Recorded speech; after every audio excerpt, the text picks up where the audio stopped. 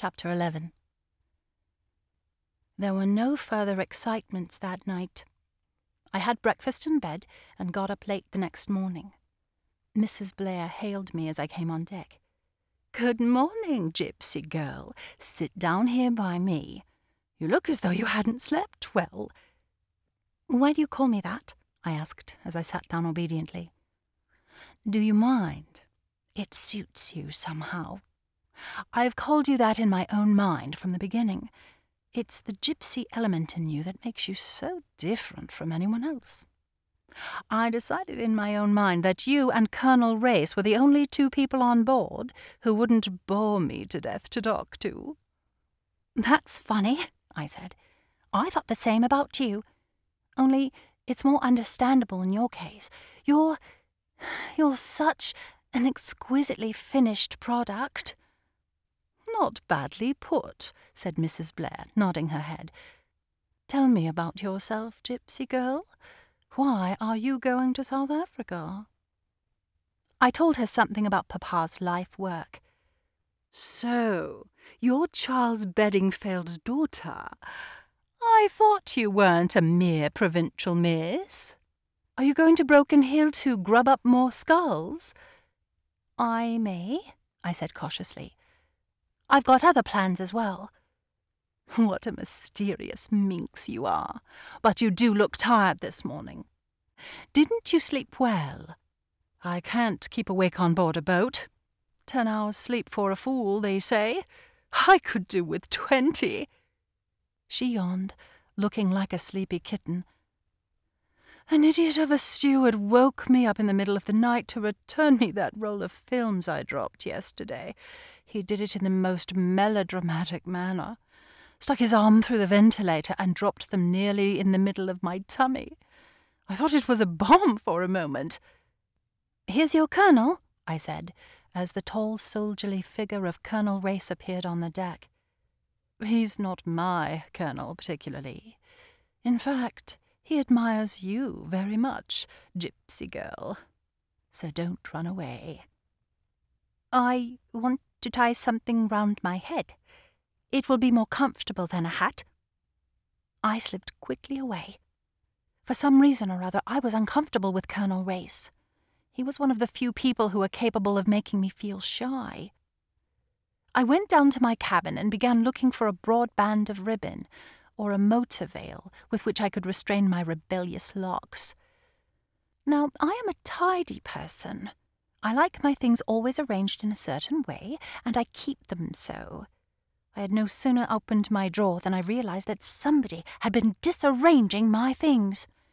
Everything had been turned over and scattered. I looked in the other drawers in the small hanging cupboard. They told me the same tale. It was as though someone had been making a hurried and ineffectual search for something. I sat down on the edge of the bunk with a grave face. Who had been searching my cabin, and what had they been looking for? Was it the half-sheet of paper with scribbled figures and words? I shook my head, dissatisfied. Surely that was past history now. But what else could there be? I wanted to think. The events of last night, though exciting, had not really done anything to elucidate matters. Who was the young man who had burst into my cabin so abruptly? I had not seen him on board previously, either on deck or in the saloon. Was he one of the ship's company, or was he a passenger? Who had stabbed him? Why had they stabbed him? And why, in the name of goodness, should cabin number 17 figure so prominently? It was all a mystery, but there was no doubt that some very peculiar occurrences were taking place on the Kilmorden Castle. I counted off on my fingers the people on whom it behooved me to keep a watch. Setting aside my visitor of the night before, but promising myself that I would discover him on board before another day had passed, I selected the following persons as worthy of my notice. 1. Sir Eustace Pedler. He was the owner of the mill house, and his presence on the Kilmorden Castle seemed something of a coincidence. 2. Mr. Paget, the sinister-looking secretary whose eagerness to obtain cabin 17 had been so very marked. N.B., Find out whether he had accompanied Sir Eustace to Cannes. 3. The Reverend Edward Chichester. All I had against him was his obstinacy over cabin 17, and that might be entirely due to his own peculiar temperament. Obstinacy can be an amazing thing. But a little conversation with Mr. Chichester would not come amiss, I decided. Hastily tying a handkerchief around my rebellious locks, I went up on deck again, full of purpose. I was in luck. My quarry was leaning against the rail, drinking beef tea. I went up to him. "I hope you've forgiven me over cabin 17, I said, with my best smile. "Consider it unchristian to bear a grudge," said Mr. Chichester coldly, "but the purser had distinctly promised me that cabin." "Pursers are such busy men, aren't they?" I said vaguely. "I suppose they're bound to forget sometimes." Mr. Chichester did not reply. "Is this your first visit to Africa?" I inquired conversationally. "To South Africa, yes. But I have worked for the last 2 years amongst the cannibal tribes in the interior of East Africa." "How thrilling! Have you had many narrow escapes?" "Escapes?" "Of being eaten, I mean." "You should not treat sacred subjects with levity, Miss Bedingfeld." "I didn't know that cannibalism was a sacred subject," I retorted, stung. As the words left my lips, another idea struck me. If Mr. Chichester had indeed spent the last 2 years in the interior of Africa, how was it that he was not more sunburnt? His skin was as pink and white as a baby's. Surely there was something fishy there? Yet his manner and voice were so absolutely it. Too much so, perhaps. Was he, or was he not, just a little like a stage clergyman? I cast my mind back to the curates I had known at Little Hamsley. Some of them I had liked, some of them I had not, but certainly none of them had been quite like Mr. Chichester. They had been human. He was a glorified type. I was debating all this when Sir Eustace Pedler passed down the deck. Just as he was abreast of Mr. Chichester, he stooped and picked up a piece of paper which he handed to him, remarking, "You've dropped something." He passed on without stopping, and so probably did not notice Mr. Chichester's agitation. I did. Whatever it was he had dropped, its recovery agitated him considerably. He turned a sickly green and crumpled up the sheet of paper into a ball. My suspicions were accentuated 100-fold. He caught my eye and hurried into explanations. A fragment of a sermon I was composing," he said with a sickly smile. "Indeed?" I rejoined politely. "A fragment of a sermon, indeed. No, Mr. Chichester, too weak for words." He soon left me with a muttered excuse. I wished, oh, how I wished that I had been the one to pick up that paper and not Sir Eustace Pedler. One thing was clear. Mr. Chichester could not be exempted from my list of suspects. I was inclined to put him top of the 3. After lunch, when I came up to the lounge for coffee, I noticed Sir Eustace and Paget sitting with Mrs. Blair and Colonel Race. Mrs. Blair welcomed me with a smile, so I went over and joined them. They were talking about Italy. "But it is misleading," Mrs. Blair insisted. "Aqua calda certainly ought to be cold water, not hot." "You're not a Latin scholar," said Sir Eustace, smiling. "Men are so superior about their Latin," said Mrs. Blair. "But all the same, I notice that when you ask them to translate inscriptions in old churches, they can never do it. They hem and haw and get out of it somehow." "Quite right," said Colonel Race.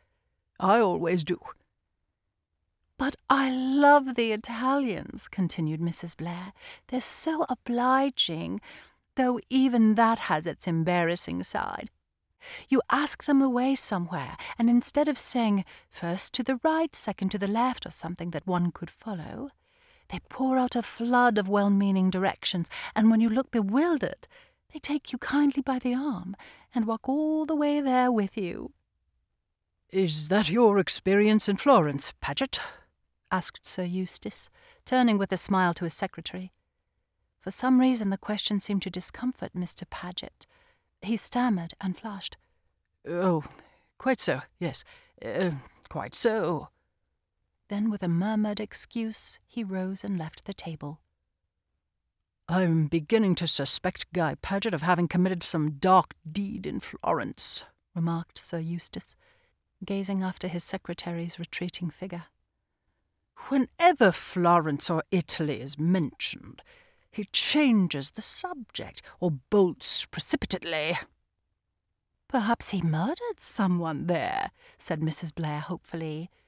"He looks— I hope I'm not hurting your feelings, Sir Eustace, but he does look as though he might murder someone." "Yes, pure Cinquecento. It amuses me sometimes, especially when one knows as well as I do how essentially law-abiding and respectable the poor fellow really is."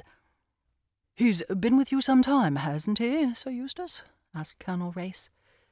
6 years, said Sir Eustace, with a deep sigh. "He must be quite invaluable to you," said Mrs. Blair. "Oh, invaluable. Yes, quite invaluable." The poor man sounded even more depressed, as though the invaluableness of Mr. Paget was a secret grief to him. Then he added more briskly, "But his face should really inspire you with confidence, my dear lady. No self-respecting murderer would ever consent to look like one. Crippen, now, I believe, was one of the pleasantest fellows imaginable." "He was caught on a lie, now wasn't he?" murmured Mrs. Blair. There was a slight rattle behind us. I turned quickly. Mr. Chichester had dropped his coffee cup. Our party soon broke up. Mrs. Blair went below to sleep, and I went out on deck. Colonel Race followed me. "You're very elusive, Miss Bedingfeld. I looked for you everywhere last night at the dance." "I went to bed early," I explained. "Are you going to run away tonight, too? Or are you going to dance with me?"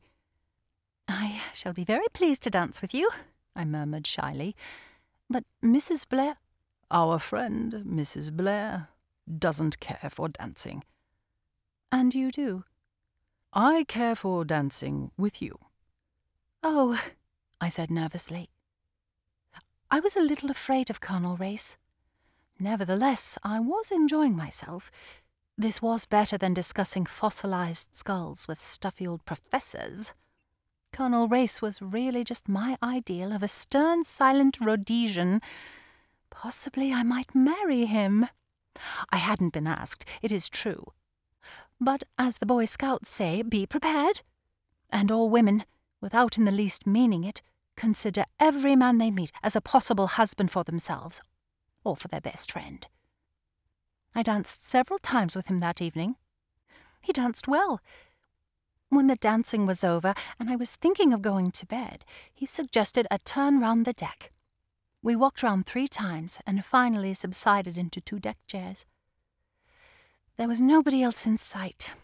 We made desultory conversation for some time. "Do you know, Miss Bedingfeld, I think that once I met your father. A very interesting man, on his own subject, and it's a subject that has a special fascination for me. In my humble way, I've done a bit in that line myself. Why, when I was in the Dordogne region—" Our talk became technical. Colonel Race's boast was not an idle one. He knew a great deal. At the same time, he made 1 or 2 curious mistakes, slips of the tongue. I might almost have thought them. But he was quick to take his cue from me and to cover them up. Once he spoke of the Mousterian period as succeeding the Aurignacian, an absurd mistake for one who knew anything of the subject. It was 12 o'clock when I went to my cabin. I was still puzzling over those queer discrepancies. Was it possible that he had got the whole subject up for the occasion? That really he knew nothing of archaeology? I shook my head, vaguely dissatisfied with that solution. Just as I was dropping off to sleep, I sat up with a sudden start as another idea flashed into my head. Had he been pumping me? Were those slight inaccuracies just tests to see whether I really knew what I was talking about? In other words, he suspected me of not being genuinely Anne Bedingfeld. Why? Chapter 12. Extract from the Diary of Sir Eustace Pedler. There is something to be said for life on board ship. It is peaceful. My grey hairs fortunately exempt me from the indignities of bobbing for apples, running up and down the deck with potatoes and eggs, and the more painful sports of Brother Bill and Bolster Bar. What amusement people can find in these painful proceedings has always been a mystery to me. But there are many fools in the world. One praises God for their existence and keeps out of their way. Fortunately, I am an excellent sailor. Paget, poor fellow, is not. He began turning green as soon as we were out of the Solent. I presume my other so-called secretary is also seasick. At any rate, he has not yet made his appearance. But perhaps it is not seasickness, but high diplomacy.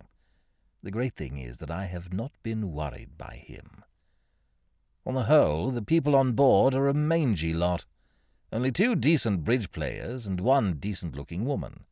Mrs. Clarence Blair. I've met her in town, of course. She is one of the only women I know who can lay claim to a sense of humour. I enjoy talking to her, and should enjoy it more, if it were not for a long-legged, taciturn ass who has attached himself to her like a limpet. I cannot think that this Colonel Race really amuses her. He's good-looking in his way, but dull as ditch-water. One of these strong, silent men that lady novelists and young girls always rave over. Guy Paget struggled up on deck after we left Madeira, and began babbling in a hollow voice about work. What the devil does anyone want to work for on board ship?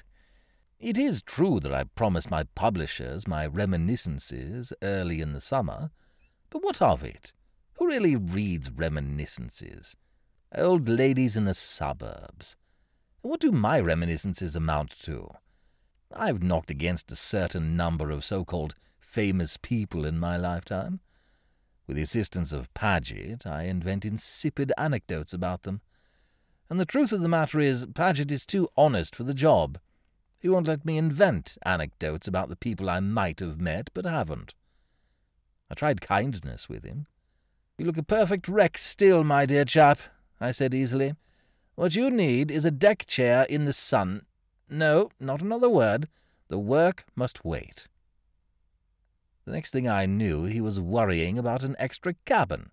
There's no room to work in your cabin, Sir Eustace. It's full of trunks. From his tone, you might have thought that trunks were black beetles, something that had no business to be there. I explained to him that though he might not be aware of the fact, it was usual to take a change of clothing with one when travelling.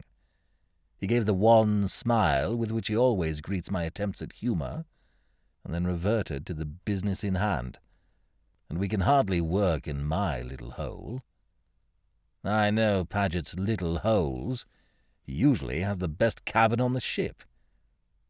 "I'm sorry the captain didn't turn out for you this time," I said sarcastically. "Perhaps you'd like to dump some of your extra luggage in my cabin." Sarcasm is dangerous with a man like Paget. He brightened up at once. "Well, if I could get rid of the typewriter and the stationery trunk—" The stationery trunk weighs several solid tons. It causes endless unpleasantness with the porters, and it is the aim of Paget's life to foist it on me. It is a perpetual struggle between us. He seems to regard it as my special personal property. I, on the other hand, regard the charge of it as the only thing where a secretary is really useful. "We'll get an extra cabin," I said hastily. The thing seemed simple enough, but Paget is a person who loves to make mysteries. He came to me the next day with a face like a Renaissance conspirator. "You know, you told me to get cabin 17 for an office. Well, what of it? Is the stationery trunk jammed in the doorway?"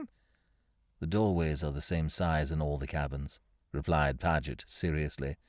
"But I tell you, Sir Eustace, there's something very queer about that cabin." Memories of reading The Upper Berth floated through my mind. "If you mean that it's haunted," I said, "we're not going to sleep there, so I don't see that it matters. Ghosts don't affect typewriters." Paget said that it wasn't a ghost, and that after all he hadn't got cabin 17. He told me a long garbled story. Apparently he and a Mr. Chichester and a girl called Bedingfeld had almost come to blows over the cabin. Needless to say, the girl had won, and Paget was apparently feeling sore over the matter. "Both 13 and 28 are better cabins," he reiterated, "but they wouldn't look at them." "Well," I said, stifling a yawn, "for that matter, no more would you, my dear Paget." He gave me a reproachful look. "You told me to get cabin 17. There is a touch of the boy upon the burning deck about Paget. "My dear fellow," I said testily, "I mentioned number 17 because I happened to observe that it was vacant. But I didn't mean you to make a stand to the death about it. 13 or 28 would have done us equally well." He looked hurt. "There's something more, though," he insisted. "Miss Bedingfeld got the cabin, but this morning I saw Chichester coming out of it in a furtive sort of way." I looked at him severely. "If you're trying to get up a nasty scandal about Chichester, who is a missionary, though a perfectly poisonous person, and that attractive child Anne Bedingfeld, I don't believe a word of it," I said coldly. "Anne Bedingfeld is one extremely nice girl, with particularly good legs. I should say she had far and away the best legs on board." Paget did not like my reference to Anne Bedingfeld's legs. He is the sort of man who never notices legs himself, or if he does, would die sooner than say so. Also, he thinks my appreciation of such things frivolous. I like annoying Paget, so I continued maliciously. "As you've made her acquaintance, you might ask her to dine at our table tomorrow night. It's the fancy dress dance. By the way, you'd better go down to the barber and select a fancy costume for me." "Surely you will not go in fancy dress?" said Paget in tones of horror. I could see that it was quite incompatible with his idea of my dignity. He looked shocked and pained. I had really had no intention of donning fancy dress, but the complete discomfiture of Paget was too tempting to be forborne. "What do you mean?" I said. "Of course I shall wear fancy dress. So will you." Paget shuddered. "So go down to the barber's and see about it," I finished. "I don't think he'll have any out sizes," murmured Paget, measuring my figure with his eye. Without meaning it, Paget can occasionally be extremely offensive. "And order a table for 6 in the saloon," I said. "We shall have the captain, the girl with the nice legs, Mrs. Blair." "You won't get Mrs. Blair without Colonel Race," Paget interposed. "He's asked her to dine with him, I know." Paget always knows everything. I was justifiably annoyed. "Who is Race?" I demanded, exasperated. As I said before, Paget always knows everything, or thinks he does. He looked mysterious again. "They say he's a Secret Service chap, Sir Eustace. Rather a great gun, too, but of course I don't know for certain." "Isn't that like the government?" I exclaimed.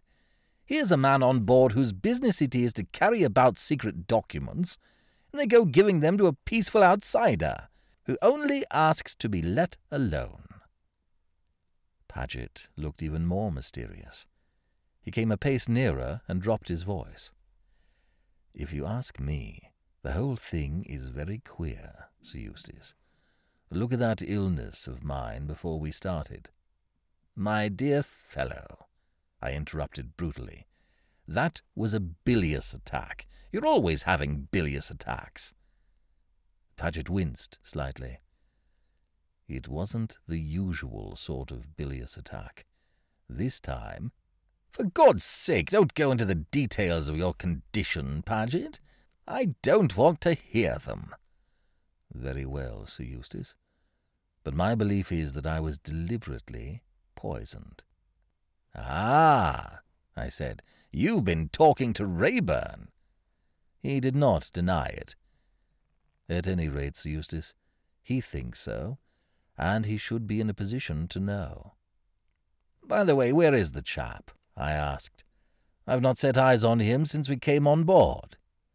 "He gives out that he's ill, and stays in his cabin, Sir Eustace." Paget's voice dropped again. "But that's camouflage, I'm sure, so that he can watch better." "Watch?" "Over your safety, Sir Eustace, in case an attack should be made upon you." "You're such a cheerful fellow, Paget," I said. "I trust that your imagination runs away with you. If I were you, I should go to the dance as a death's head or an executioner. It will suit your mournful style of beauty." That shut him up for the time being. I went on deck. The Bedingfeld girl was deep in conversation with the missionary parson, Chichester. Women always flutter round parsons. A man of my figure hates stooping, but I had the courtesy to pick up a bit of paper that was fluttering round the parson's feet. I got no word of thanks for my pains. As a matter of fact, I couldn't help seeing what was written on the sheet of paper. There was just one sentence. "Don't try to play a lone hand, or it will be the worse for you." That's a nice thing for a parson to have. Who is this fellow Chichester, I wonder?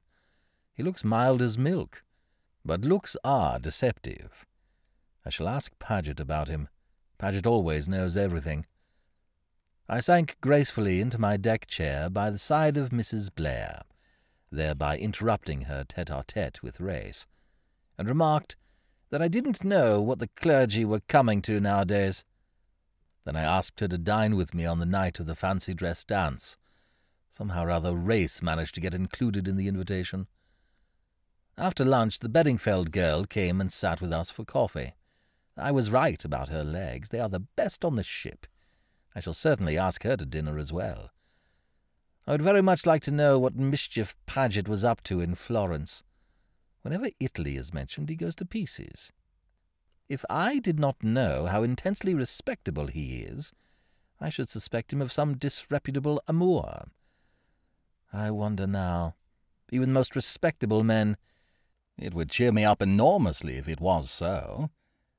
Paget, with a guilty secret?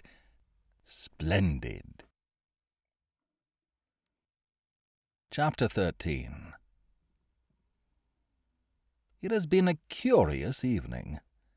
The only costume that fitted me in the Barber's Emporium was that of a teddy bear. I don't mind playing bears with some nice young girls on a winter's evening in England, but it's hardly an ideal costume for the equator. However, I created a good deal of merriment and won first prize for brought on board, an absurd term for a costume hired for the evening. Still, as nobody seemed to have the least idea whether they were made or brought, it didn't matter. Mrs. Blair refused to dress up. Apparently, she is at one with Paget on the matter. Colonel Race followed her example. Anne Bedingfeld had concocted a gypsy costume for herself, and looked extraordinarily well. Paget said he had a headache and didn't appear. To replace him, I asked a quaint little fellow called Reeves. He's a prominent member of the South African Labour Party. Horrible little man. But I want to keep in with him, as he gives me information that I need. I want to understand this Rand business from both sides. Dancing was a hot affair. I danced twice with Anne Bedingfeld, and she had to pretend she liked it. I danced once with Mrs. Blair, who didn't trouble to pretend, and I victimized various other damsels whose appearance struck me favourably. Then we went down to supper. I had ordered champagne. The steward suggested Clicquot 1911 as being the best they had on the boat, and I fell in with his suggestion. I seemed to have hit on the one thing that would loosen Colonel Race's tongue. Far from being taciturn, the man became actually talkative. For a while this amused me. Then it occurred to me that Colonel Race and not myself was becoming the life and soul of the party. He chaffed me at length about keeping a diary. "It will reveal all your indiscretions one of these days, Pedlar." "My dear Race," I said, "I venture to suggest that I am not quite the fool you think me. I may commit indiscretions, but I don't write them down in black and white. After my death, my executors will know my opinion of a great many people, but I doubt if they will find anything to add or detract from their opinion of me. A diary is useful for recording the idiosyncrasies of other people, but not one's own. There is such a thing as unconscious self-revelation, though." "In the eyes of the psychoanalyst, all things are vile," I replied sententiously. "You must have had a very interesting life, Colonel Race," said Miss Bedingfeld, gazing into him with wide, starry eyes. "That's how they do it, these girls. Othello charmed Desdemona by telling her stories, but oh, didn't Desdemona charm Othello by the way she listened? Anyway, the girl set Race off all right. He began to tell lion stories. A man who has shot lions in large quantities has an unfair advantage over other men. It seemed to me that it was time I, too, told a lion story, one of a more sprightly character.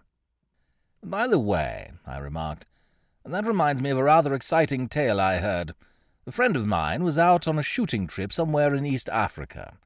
One night he came out of his tent for some reason, and was startled by a low growl. He turned sharply and saw a lion crouching to spring. He had left his rifle in the tent. Quick as thought, he ducked, and the lion sprang right over his head. Annoyed at having missed him, the animal growled and prepared to spring again. Again he ducked, and again the lion sprang right over him. This happened a third time, but by now he was close to the entrance of the tent, and he darted in and seized his rifle. When he emerged, rifle in hand, the lion had disappeared. That puzzled him greatly. He crept round the back of the tent, where there was a little clearing. There, sure enough, was the lion, busily practising low jumps. This was received with a roar of applause. I drank some champagne. On another occasion, I remarked, this friend of mine had a second curious experience.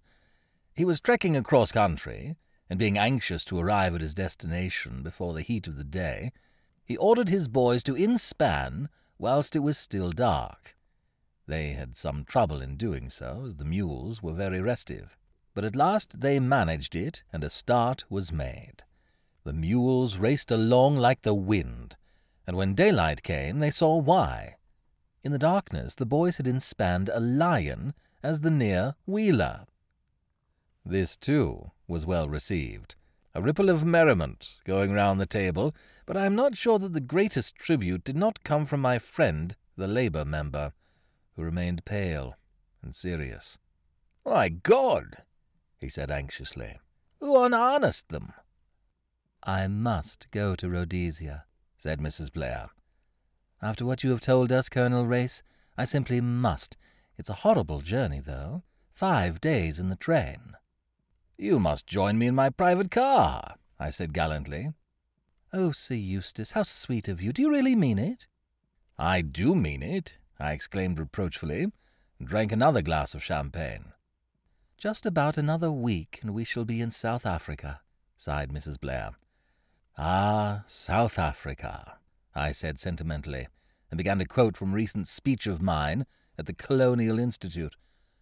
"What has South Africa to show the world? What indeed?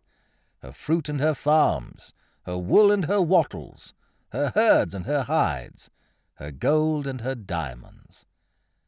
I was hurrying on because I knew that as soon as I paused, Reeves would butt in and inform me that the hides were worthless, because the animals hung themselves up on barbed wire, or something of that sort.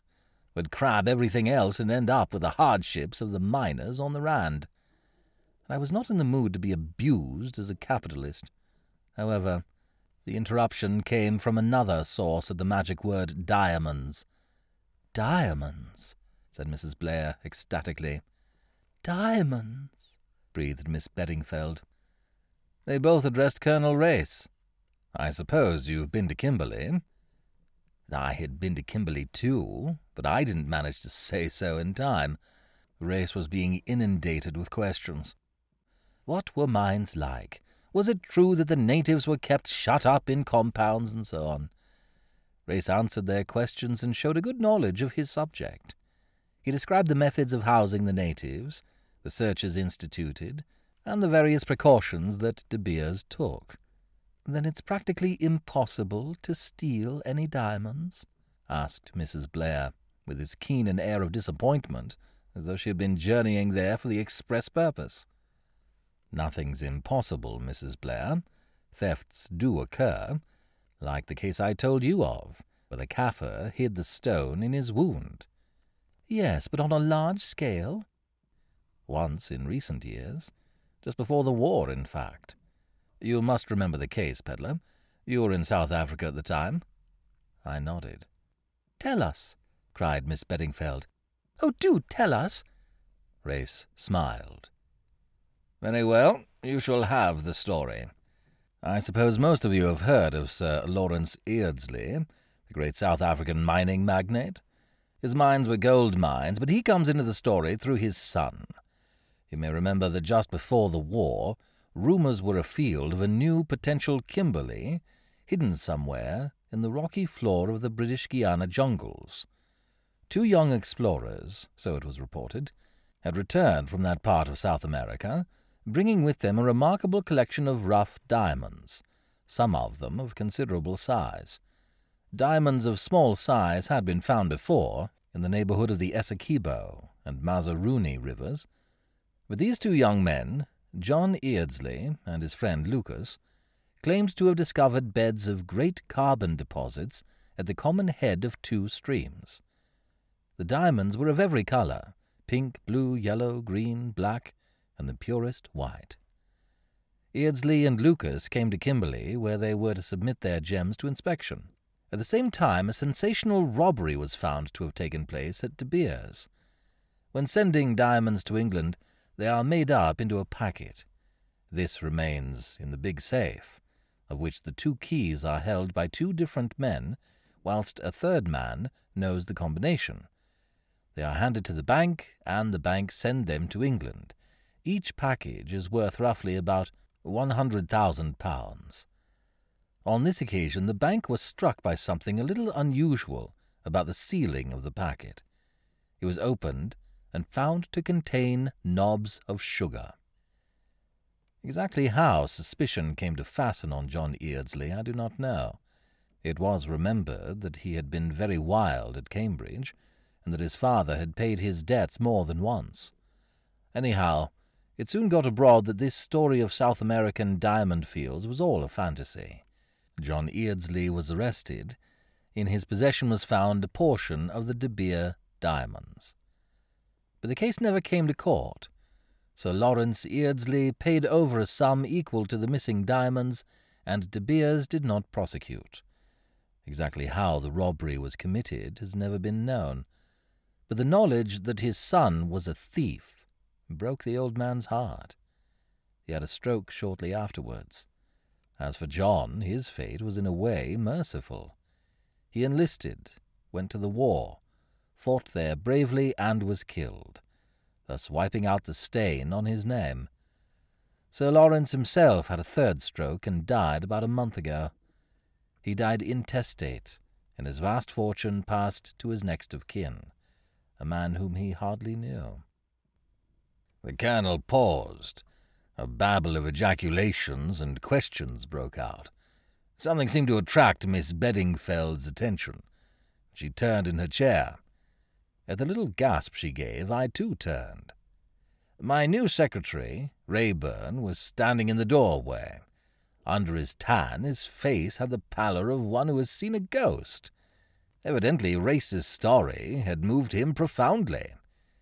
Suddenly conscious of our scrutiny, he turned abruptly and disappeared. "Do you know who that is?" asked Anne Bedingfeld abruptly. "That's my other secretary," I explained. "Mr. Rayburn. He's been seedy up to now." She toyed with the bread by her plate. "Has he been your secretary long?" "Not very long," I said cautiously. But caution is useless with a woman. The more you hold back, the more she presses forward. Anne Bedingfeld made no bones about it. "How long?" she asked bluntly. "Well, I engaged him just before I sailed. An old friend of mine recommended him." She said nothing more, but relapsed into a thoughtful silence. I turned to Race with the feeling that it was my turn to display an interest in his story. "Who is Sir Lawrence's next of kin, Race? Do you know?" "I should say so," he replied with a smile. "I am." Chapter 14. It was on the night of the fancy dress dance that I decided that the time had come for me to confide in someone. So far, I had played a lone hand and rather enjoyed it. Now suddenly everything was changed. I distrusted my own judgment, and for the first time a feeling of loneliness and desolation crept over me. I sat on the edge of my bunk, still in my gypsy dress, and considered the situation. I thought first of Colonel Race. He had seemed to like me. He would be kind, I was sure. And he was no fool. Yet as I thought it over, I wavered.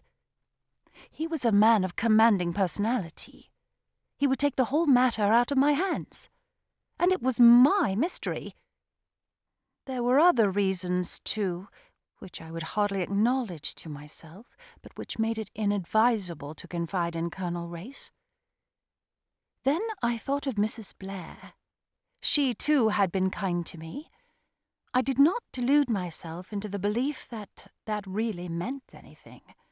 It was probably a mere whim of the moment.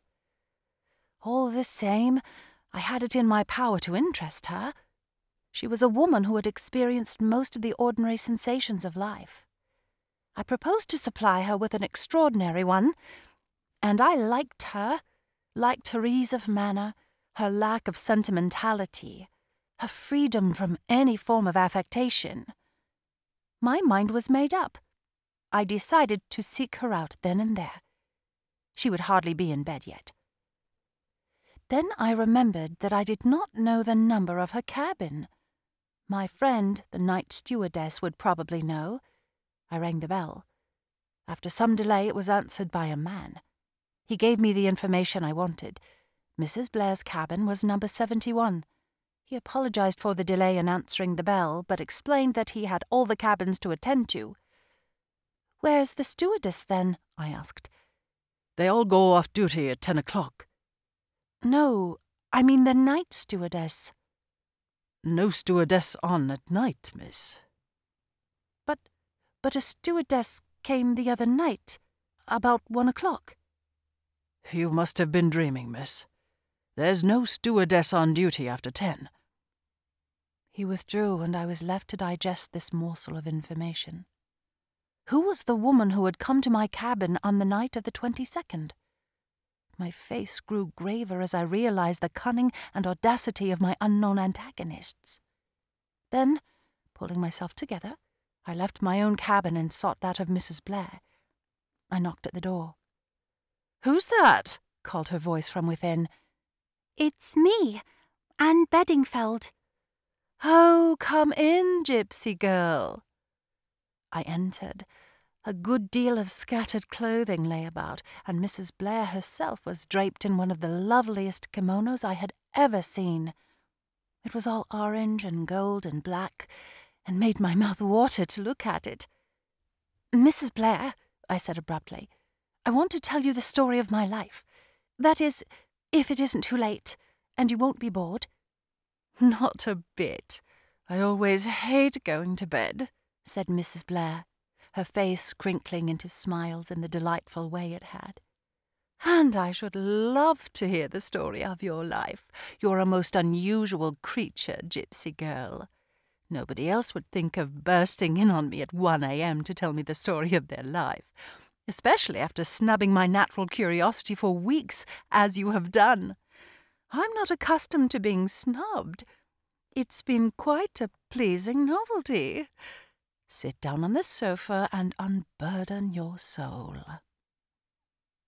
I told her the whole story. It took some time, as I was conscientious over all the details. She gave a deep sigh when I had finished, but she did not say at all what I had expected her to say. Instead, she looked at me, laughed a little, and said, "Do you know, Anne, you're a very unusual girl. Haven't you ever had qualms?" "Qualms?" I asked, puzzled. "Yes, qualms. Qualms! Starting off alone with practically no money. What will you do when you find yourself in a strange country with all your money gone?" "It's no good bothering about that until it comes. I've got plenty of money still. The £25 that Mrs. Fleming gave me is practically intact, and then I won the sweep yesterday. That's another £15. Why, I've got lots of money. £40. "Lots of money! My God," murmured Mrs. Blair. "I couldn't do it, Anne, and I've plenty of pluck in my own way. I couldn't start off gaily with a few pounds in my pocket and no idea as to what I was doing and where I was going." "But that's the fun of it," I cried, thoroughly roused. "It gives one such a splendid feeling of adventure." She looked at me, nodded once or twice, and then smiled. "Lucky Anne. There aren't many people in the world who feel as you do." "Well," I said impatiently, "what do you think of it all, Mrs. Blair?" "I think it's the most thrilling thing I ever heard. Now, to begin with, you will stop calling me Mrs. Blair. Suzanne will be ever so much better. Is that agreed?" "I should love it, Suzanne." "Good girl. Now, let's get down to business. You say that in Sir Eustace's secretary, not that long-faced Paget, the other one, you recognized the man who was stabbed and came into your cabin for shelter?" I nodded. "That gives us two links connecting Sir Eustace with the tangle. The woman was murdered in his house, and it's his secretary who gets stabbed in the mystic hour of 1 o'clock.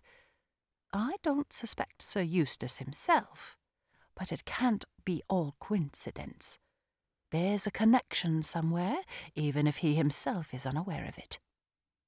Then there's the queer business of the stewardess," she continued thoughtfully. "What was she like?" "I hardly noticed her. I was so excited and strung up, and a stewardess seemed such an anticlimax. But yes, I did think her face was familiar. Of course, it would be if I'd seen her about the ship." "Her face seemed familiar to you," said Suzanne. "Sure she wasn't a man?" "She was very tall," I admitted. Hardly Sir Eustace. I should think not, Mr. Paget. Wait." She caught up a scrap of paper and began drawing feverishly. She inspected the result with her head poised on one side. "A very good likeness of the Reverend Edward Chichester. Now for the et ceteras."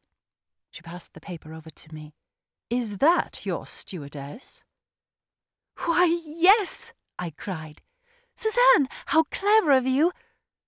She disdained a compliment with a light gesture. "I've always had suspicions of that Chichester creature. Do you remember how he dropped his coffee cup and turned a sickly green when we were discussing Crippen the other day? And he tried to get cabin 17. Yes, it all fits in so far. But what does it all mean? What was really meant to happen at 1 o'clock in cabin 17? It can't be the stabbing of the secretary. There would be no point in timing that for a special hour on a special day in a special place. No, It must have been some kind of appointment, and he was on his way to keep it when they knifed him. But who was the appointment with?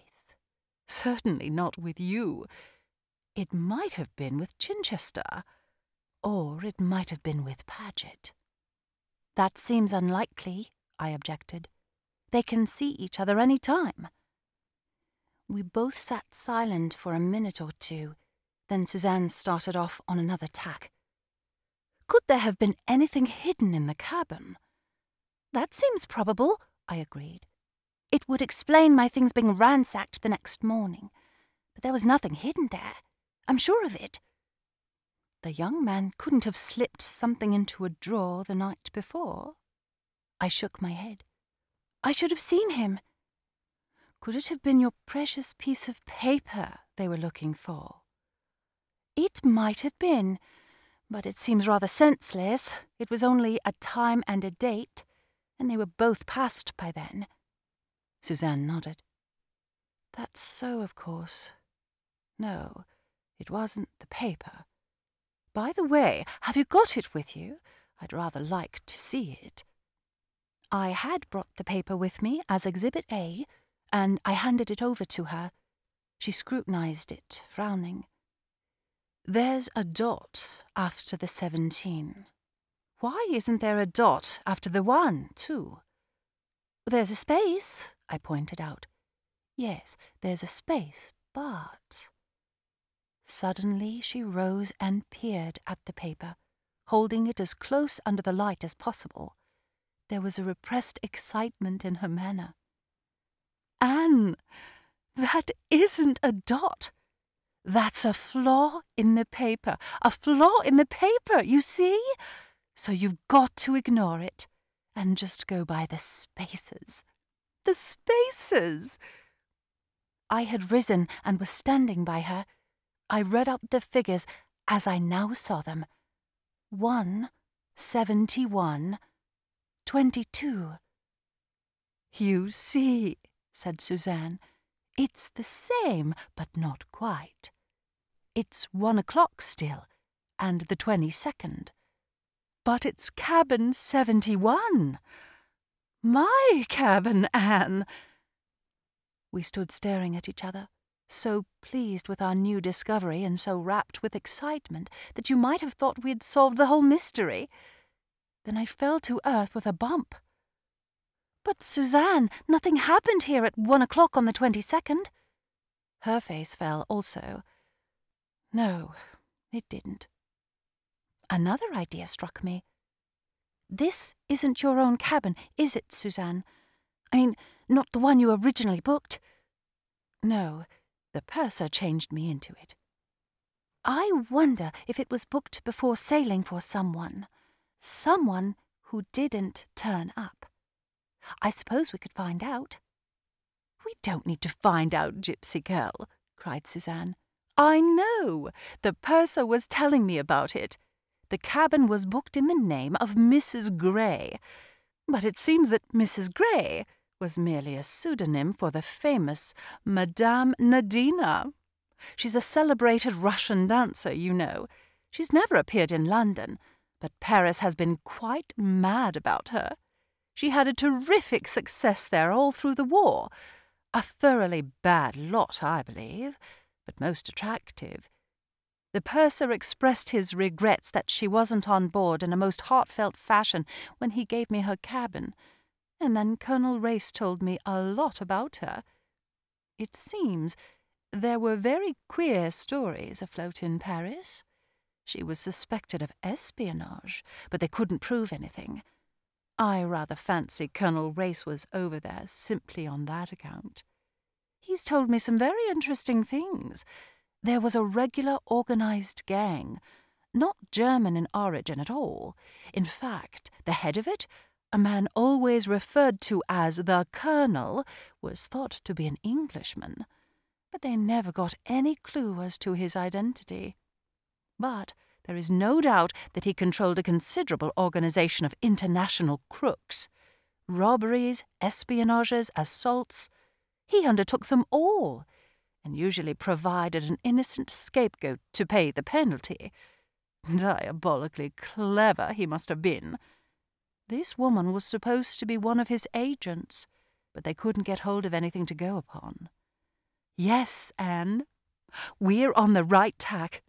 Nadina is just the woman to be mixed up in this business. The appointment on the morning of the 22nd was with her, in this cabin. But where is she? Why didn't she sail? A light flashed upon me. She meant to sail, I said slowly. Then why didn't she? Because she was dead, Suzanne. Nadina was the woman murdered at Marlow.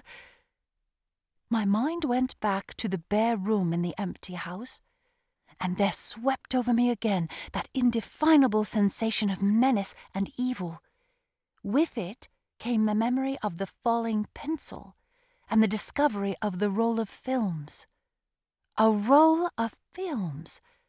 That struck a more recent note.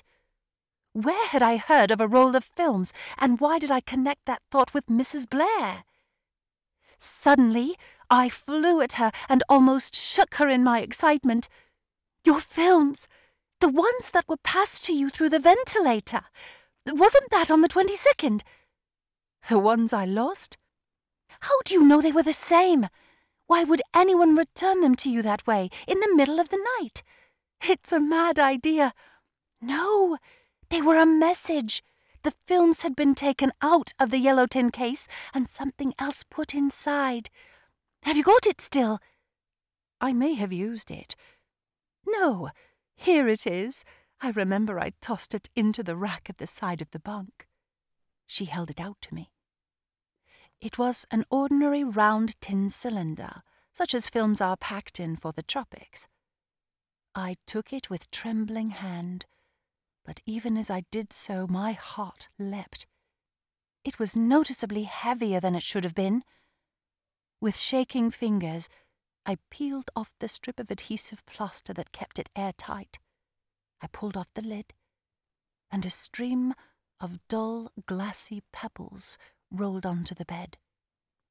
Pebbles? I said, keenly disappointed. Pebbles? Cried Suzanne. The ring in her voice excited me. Pebbles? No, Anne, not pebbles. Diamonds. Chapter 15. Diamonds!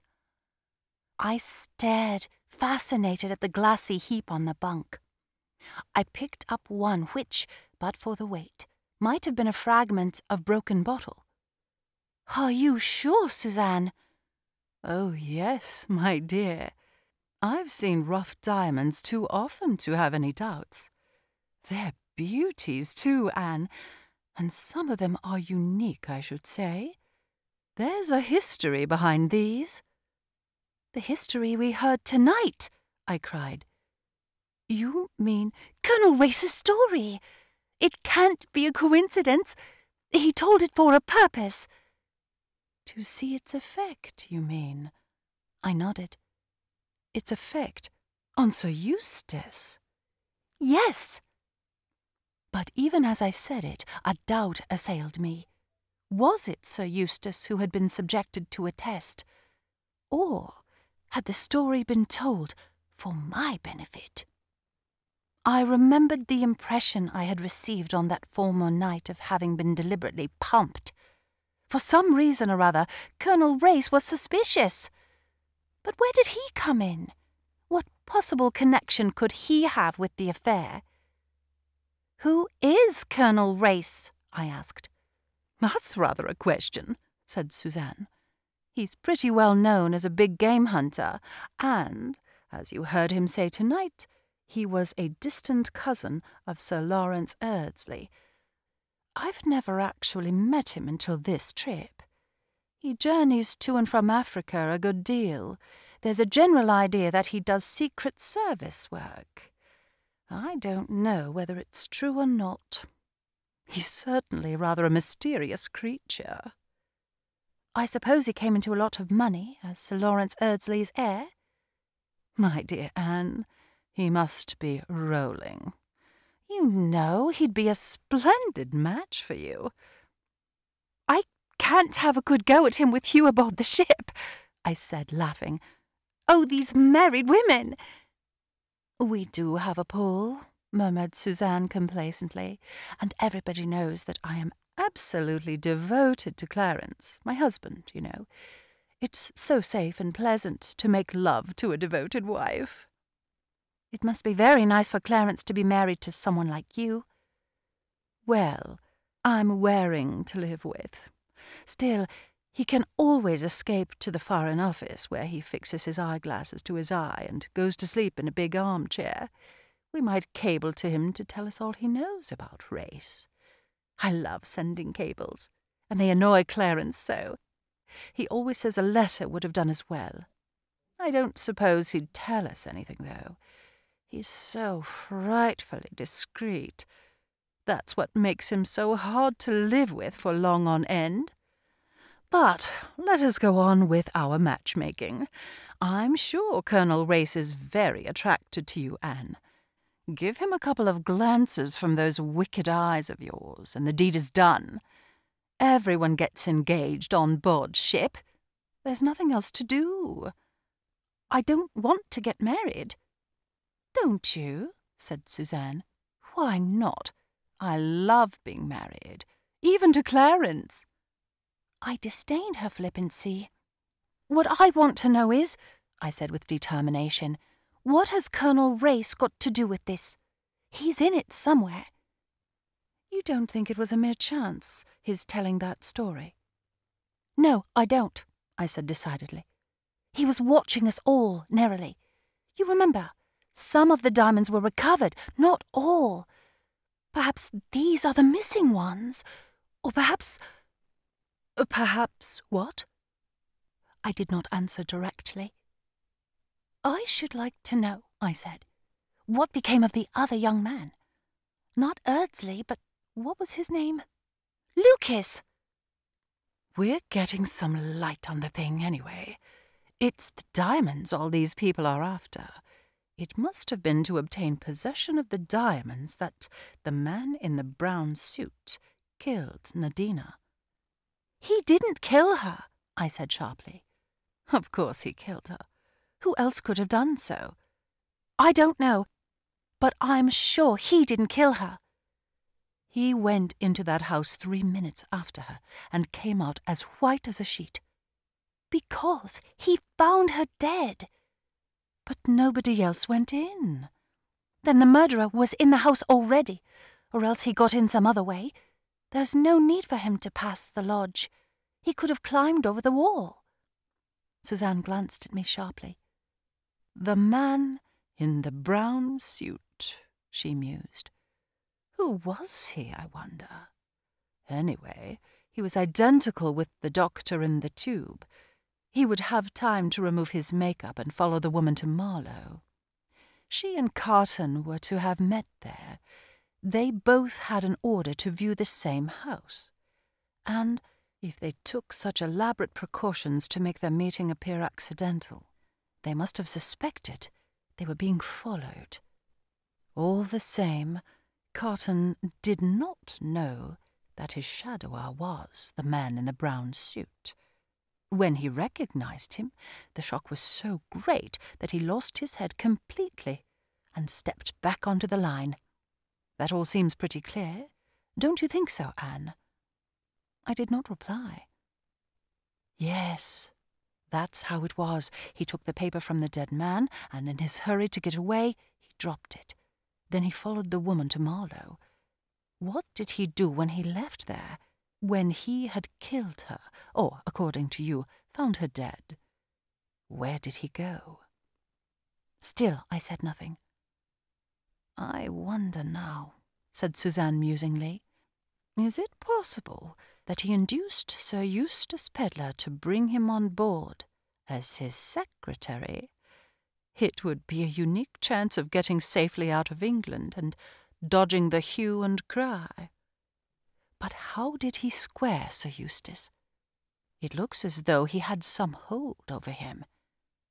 Or over Paget, I suggested in spite of myself. You don't seem to like Paget, Anne. Sir Eustace says he's a most capable and hard-working young man.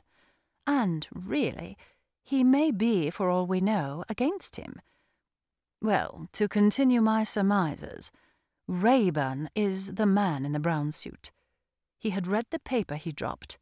Therefore, misled by the dot, as you were, he attempts to reach cabin 17 at 1 o'clock on the 22nd, having previously tried to get possession of the cabin through Paget. On the way there, somebody knifes him. Who? I interpolated. Chichester. Yes, it all fits in. Cable to Lord Naseby that you have found the man in the brown suit. And your fortune's made, Anne. There are several things you've overlooked. What things? Raeburn's got a scar, I know. But a scar can be faked easily enough. He's the right height and build. What's the description of a head with which you pulverized them at Scotland Yard? I trembled. Suzanne was a well-educated, well-read woman, but I prayed that she might not be conversant with technical terms of anthropology. Dolichocephalic, I said lightly. Suzanne looked doubtful. Was that it? Yes, long-headed, you know. A head whose width is less than 75% of its length, I explained fluently. There was a pause. I was just beginning to breathe freely when Suzanne said suddenly, "What's the opposite?"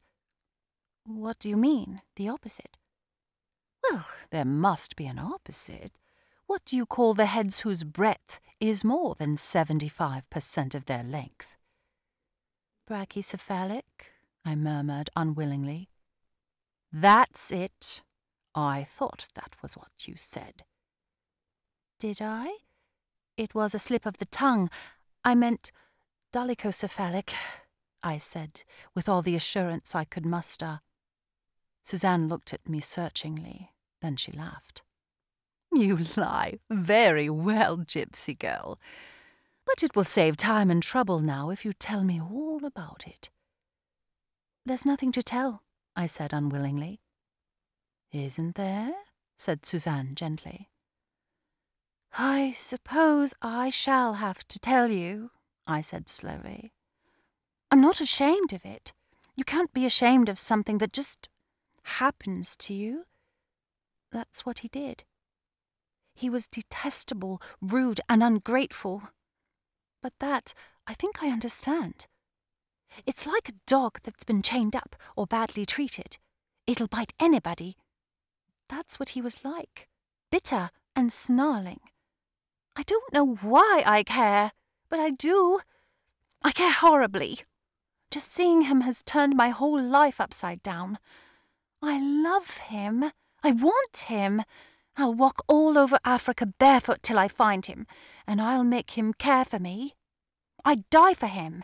I'd work for him, slave for him, steal for him, even beg or borrow for him. There! Now you know." Suzanne looked at me for a long time. "You're very un-English, gypsy girl," she said at last. "There's not a scrap of the sentimental about you. I've never met anyone who was at once so practical and so passionate. I shall never care for anyone like that, mercifully for me. And yet I envy you, gypsy girl. It's something to be able to care. Most people can't. But what a mercy for your little doctor man that you didn't marry him. He doesn't sound at all the sort of individual who would enjoy keeping high explosive in the house. So there's to be no cabling to Lord Naseby?" I shook my head. "And yet you believe him to be innocent?" "I also believe that innocent people can be hanged." Yes. But, dear Anne, you can face facts. Face them now. In spite of all you say, he may have murdered this woman." "No," I said, "he didn't." "That's sentiment." "No, it isn't. He might have killed her. He may even have followed her there with that idea in his mind. But he wouldn't take a bit of black cord and strangle her with it. If he'd done it, he would have strangled her with his bare hands. Suzanne gave a little shiver. Her eyes narrowed appreciatively. Anne, I'm beginning to see why you find this young man of yours so attractive. Chapter 16. I got an opportunity of tackling Colonel Race on the following morning. The auction of the sweep had just been concluded, and we walked up and down the deck together. How's the gypsy this morning? Longing for land and her caravan? I shook my head. Now that the sea is behaving so nicely, I feel I should like to stay on it forever and ever. What enthusiasm! Well, isn't it lovely this morning? We leant together over the rail. It was a glassy calm. The sea looked as though it had been oiled. There were great patches of colour on it. Blue, pale green, emerald, purple and deep orange. Like a cubist picture. There was an occasional flash of silver that showed the flying fish. The air was moist and warm, almost sticky. Its breath was like a perfumed caress. "That was a very interesting story you told us last night," I said, breaking the silence. "Which one?" "The one about the diamonds." "I believe women are always interested in diamonds." "Of course we are. By the way, what became of the other young man? You said there were two of them." "Young Lucas? Well, of course, they couldn't prosecute one without the other, so he went scot-free too." "And what happened to him? Eventually, I mean. Does anyone know?" Colonel Race was looking straight ahead of him out to sea. His face was as devoid of expression as a mask. But I had an idea he did not like my questions. Nevertheless, he replied readily enough. "He went to the war and acquitted himself bravely. He was reported missing and wounded. Believed killed." That told me what I wanted to know. I asked no more, but more than ever I wondered how much Colonel Race knew. The part he was playing in all this puzzled me. One other thing I did, that was to interview the night steward. With a little financial encouragement, I soon got him to talk. "The lady wasn't frightened, was she, miss? It seemed a harmless sort of joke. A bet, or so I understood." I got it all out of him, little by little. On the voyage from Cape Town to England, one of the passengers had handed him a roll of films with instructions that they were to be dropped onto the bunk in cabin 71 at 1 a.m. on January 22nd on the outward journey. A lady would be occupying the cabin, and the affair was described as a bet. I gathered that the steward had been liberally paid for his part in the transaction. The lady's name had not been mentioned. Of course, as Mrs. Blair went straight into cabin 71, interviewing the purser as soon as she got on board, it never occurred to the steward that she was not the lady in question. The name of the passenger who had arranged the transaction was Carton, and his description tallied exactly with that of the man killed on the tube. So one mystery, at all events, was cleared up, and the diamonds were obviously the key to the whole situation. Those last days on the Kilmorton seemed to pass very quickly. As we drew nearer and nearer to Cape Town, I was forced to consider carefully my future plans. There were so many people I wanted to keep an eye on. Mr. Chichester, Sir Eustace and his secretary, and, yes, Colonel Race. What was I to do about it? Naturally, it was Chichester who had first claim on my attention. Indeed, I was on the point of reluctantly dismissing Sir Eustace and Mr. Paget from their position of suspicious characters, when a chance conversation awakened fresh doubts in my mind. I had not forgotten Mr. Paget's incomprehensible emotion at the mention of Florence. On the last evening on board, we were all sitting on deck, and Sir Eustace addressed a perfectly innocent question to his secretary. I forgot exactly what it was. Something to do with railway delays in Italy. But at once I noticed that Mr. Paget was displaying the same uneasiness which had caught my attention before. When Sir Eustace claimed Mrs. Blair for a dance, I quickly moved into the chair next to the secretary. I was determined to get to the bottom of the matter. "I have always longed to go to Italy," I said, "and especially to Florence. Do you enjoy it very much there?"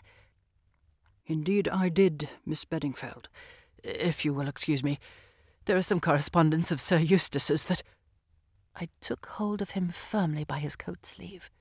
"Oh, you mustn't run away," I cried, with the skittish accent of an elderly dowager. "I'm sure Sir Eustace wouldn't like you to leave me alone with no one to talk to. You never seem to want to talk about Florence. Oh, Mr. Paget, I believe you have a guilty secret." I still had my hand on his arm, and I could feel the sudden start he gave. "Not at all, Miss Bedingfeld, not at all," he said earnestly. "I should be only too delighted to tell you about it, but there really are some cables—" "Oh, Mr. Paget, what a thin pretence! I shall tell Sir Eustace." I got no further. He gave another jump. The man's nerves seemed to be in a shocking state. "What is it you want to know?" The resigned martyrdom of his tone made me smile inwardly. "Oh, everything. The pictures, the olive trees." I paused, rather at a loss myself. "I suppose you speak Italian?" I resumed. "Not a word, unfortunately. But, of course, with hall porters and, guides—" "Exactly," I hastened to reply. "And which was your favourite picture?" "Oh, the Madonna. Raphael, you know." "Dear old Florence," I murmured sentimentally. "So picturesque on the banks of the Arno, beautiful river, and the Duomo. You remember the Duomo?" Of course, of course." "Another beautiful river, is it not?" I hazarded. "Almost more beautiful than the Arno?" "Decidedly so, I should say." Emboldened by the success of my little trap, I proceeded further. But there was little room for doubt. Mr. Paget delivered himself into my hands with every word he uttered. The man had never been to Florence in his life. But if not in Florence, where had he been? In England? Actually in England at the time of the Mill House mystery? I decided on a bold step. "The curious thing is," I said, "that I fancied I had seen you before somewhere. But I must be mistaken, since you were in Florence at the time, and yet—" I studied him frankly. There was a hunted look in his eyes. He passed his tongue over his dry lips. Where... "Did I think I had seen you?" I finished for him. "At Marlow. You know Marlow?" "Why, of course. How stupid of me. Sir Eustace has a house there." But with an incoherent, muttered excuse, my victim rose and fled. That night I invaded Suzanne's cabin, alight with excitement. "You see, Suzanne," I urged as I finished my tale, "he was in England, in Marlow, at the time of the murder. Are you so sure now that the man in the brown suit is guilty?" "I'm sure of one thing," said Suzanne, twinkling unexpectedly. "What's that?" "That the man in the brown suit is better looking than poor Mr. Paget. No, Anne, don't get cross. I was only teasing. Sit down here. Joking apart, I think you've made a very important discovery. Up until now, we've considered Paget as having an alibi. Now we know he hasn't." "Exactly," I said.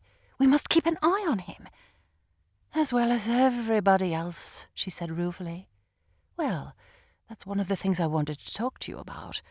That and finance. No, don't stick your nose in the air. I know you are absurdly proud and independent. But you've got to listen to horse sense over this. We're partners. I wouldn't offer you a penny because I liked you, or because you're a friendless girl.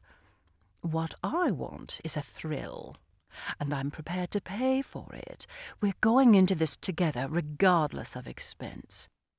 To begin with, you'll come with me to the Mount Nelson Hotel at my expense, and we'll plan out our campaign. We argued the point. In the end, I gave in. But I didn't like it. I wanted to do the thing on my own. That's settled, said Suzanne at last, getting up and stretching herself with a big yawn. I'm exhausted with my own eloquence. Now then, let us discuss our victims. Mr. Chichester is going on to Durban. Sir Eustace is going to the Mount Nelson Hotel in Cape Town and then up to Rhodesia. He's going to have a private car on the railway, and, in a moment of expansion, after his 4th glass of champagne the other night, he offered me a place in it.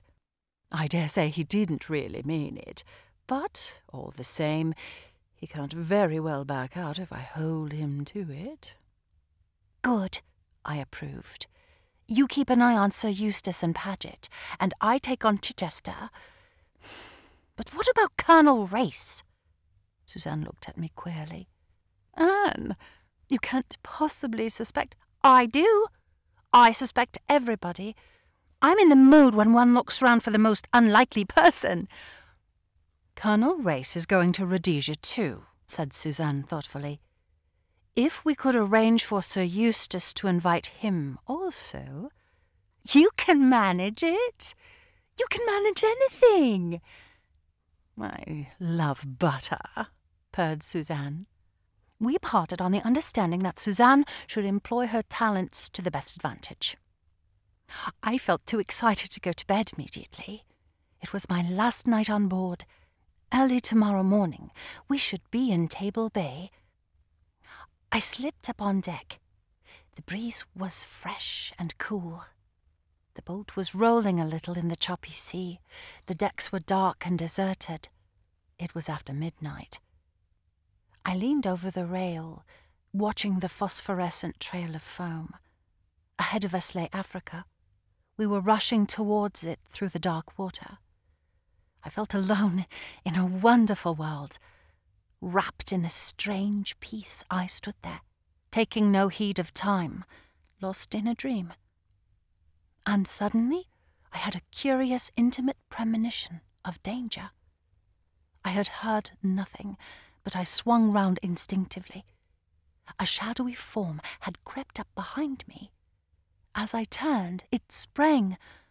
One hand gripped my throat, stifling any cry I might have uttered. I fought desperately, but I had no chance. I was half choking from the grip on my throat, but I bit and clung and scratched in the most approved feminine fashion. The man was handicapped by having to keep me from crying out. If he had succeeded in reaching me unawares, it would have been easy enough for him to sling me overboard with a sudden heave. The shocks would have taken care of the rest. Struggle as I would, I felt myself weakening. My assailant felt it too. He put out all his strength. And then, running on swift, noiseless feet, another shadow joined in. With one blow of his fist, he sent my opponent crashing headlong to the deck. Released, I fell back against the rail, sick and trembling. My rescuer turned to me with a quick movement. "You're hurt." There was something savage in his tone, a menace against the person who had dared to hurt me. Even before he spoke, I recognized him. It was my man, the man with the scar. But that one moment in which his attention had been diverted to me had been enough for the fallen enemy. Quick as a flash, he had risen to his feet and taken to his heels down the deck. With an oath, Rayburn sprang after him. I always hate being out of things. I joined the chase. A bad third. Round the deck we went to the starboard side of the ship. There, by the saloon door, lay the man in a crumpled heap. Rayburn was bending over him. "Did you hit him again?" I called breathlessly. "There was no need," he replied grimly. "I found him collapsed by the door, or else he couldn't get it open and is shamming. We'll soon see about that. And we'll see who he is, too." With a beating heart, I drew near. I had realized at once that my assailant was a bigger man than Chichester. Anyway, Chichester was a flabby creature who might use a knife at a pinch, but who would have little strength in his bare hands. Rayburn struck a match. We both uttered an ejaculation. The man was Guy Paget! Rayburn appeared absolutely stupefied by the discovery. "Paget," he muttered. "My God, Paget!" I felt a slight sense of superiority.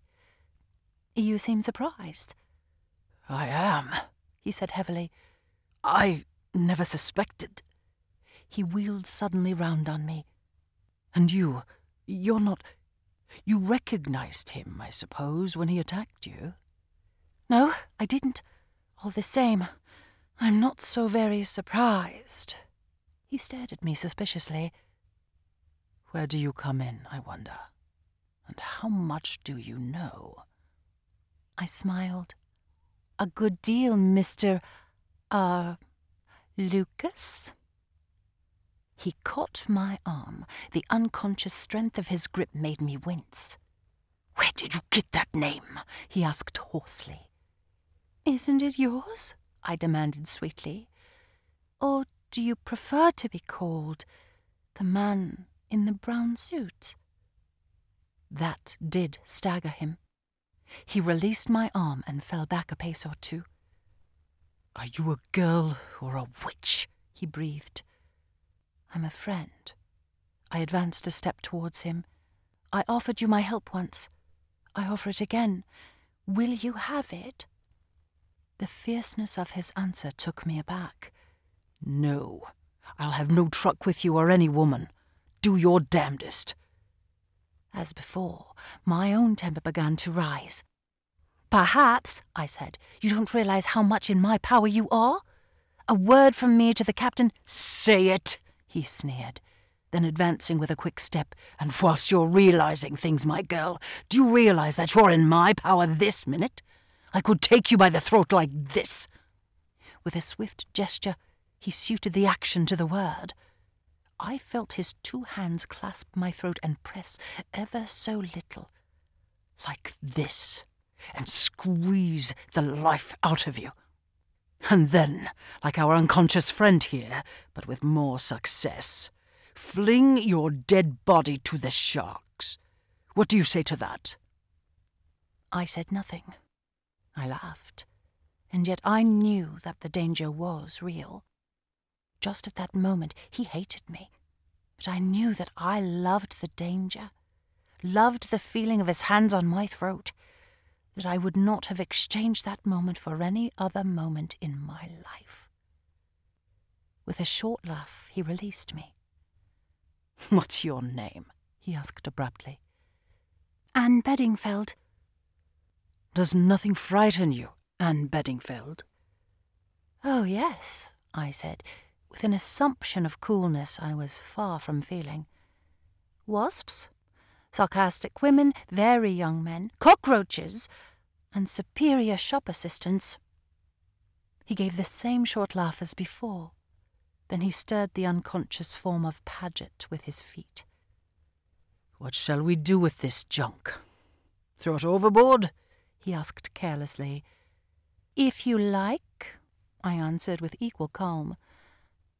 "I admire your whole-hearted, bloodthirsty instincts, Miss Bedingfeld, but we will leave him to recover at his leisure. He is not seriously hurt." "You shrink from a second murder, I see," I said sweetly. "A second murder?" He looked genuinely puzzled. "The woman at Marlow," I reminded him, watching the effect of my words closely. An ugly, brooding expression settled down on his face. He seemed to have forgotten my presence. "I might have killed her," he said. "Sometimes I believe that I meant to kill her." A wild rush of feeling, hatred of the dead woman, surged through me. I could have killed her that moment had she stood before me. For he must have loved her once. He must, to have felt like that.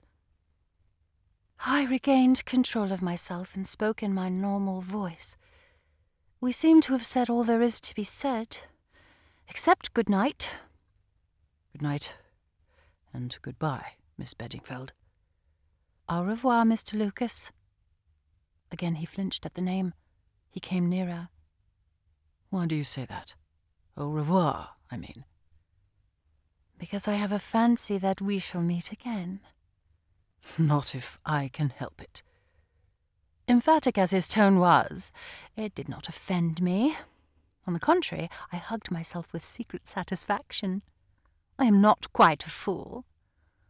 "All the same," I said gravely, "I think we shall." "Why?"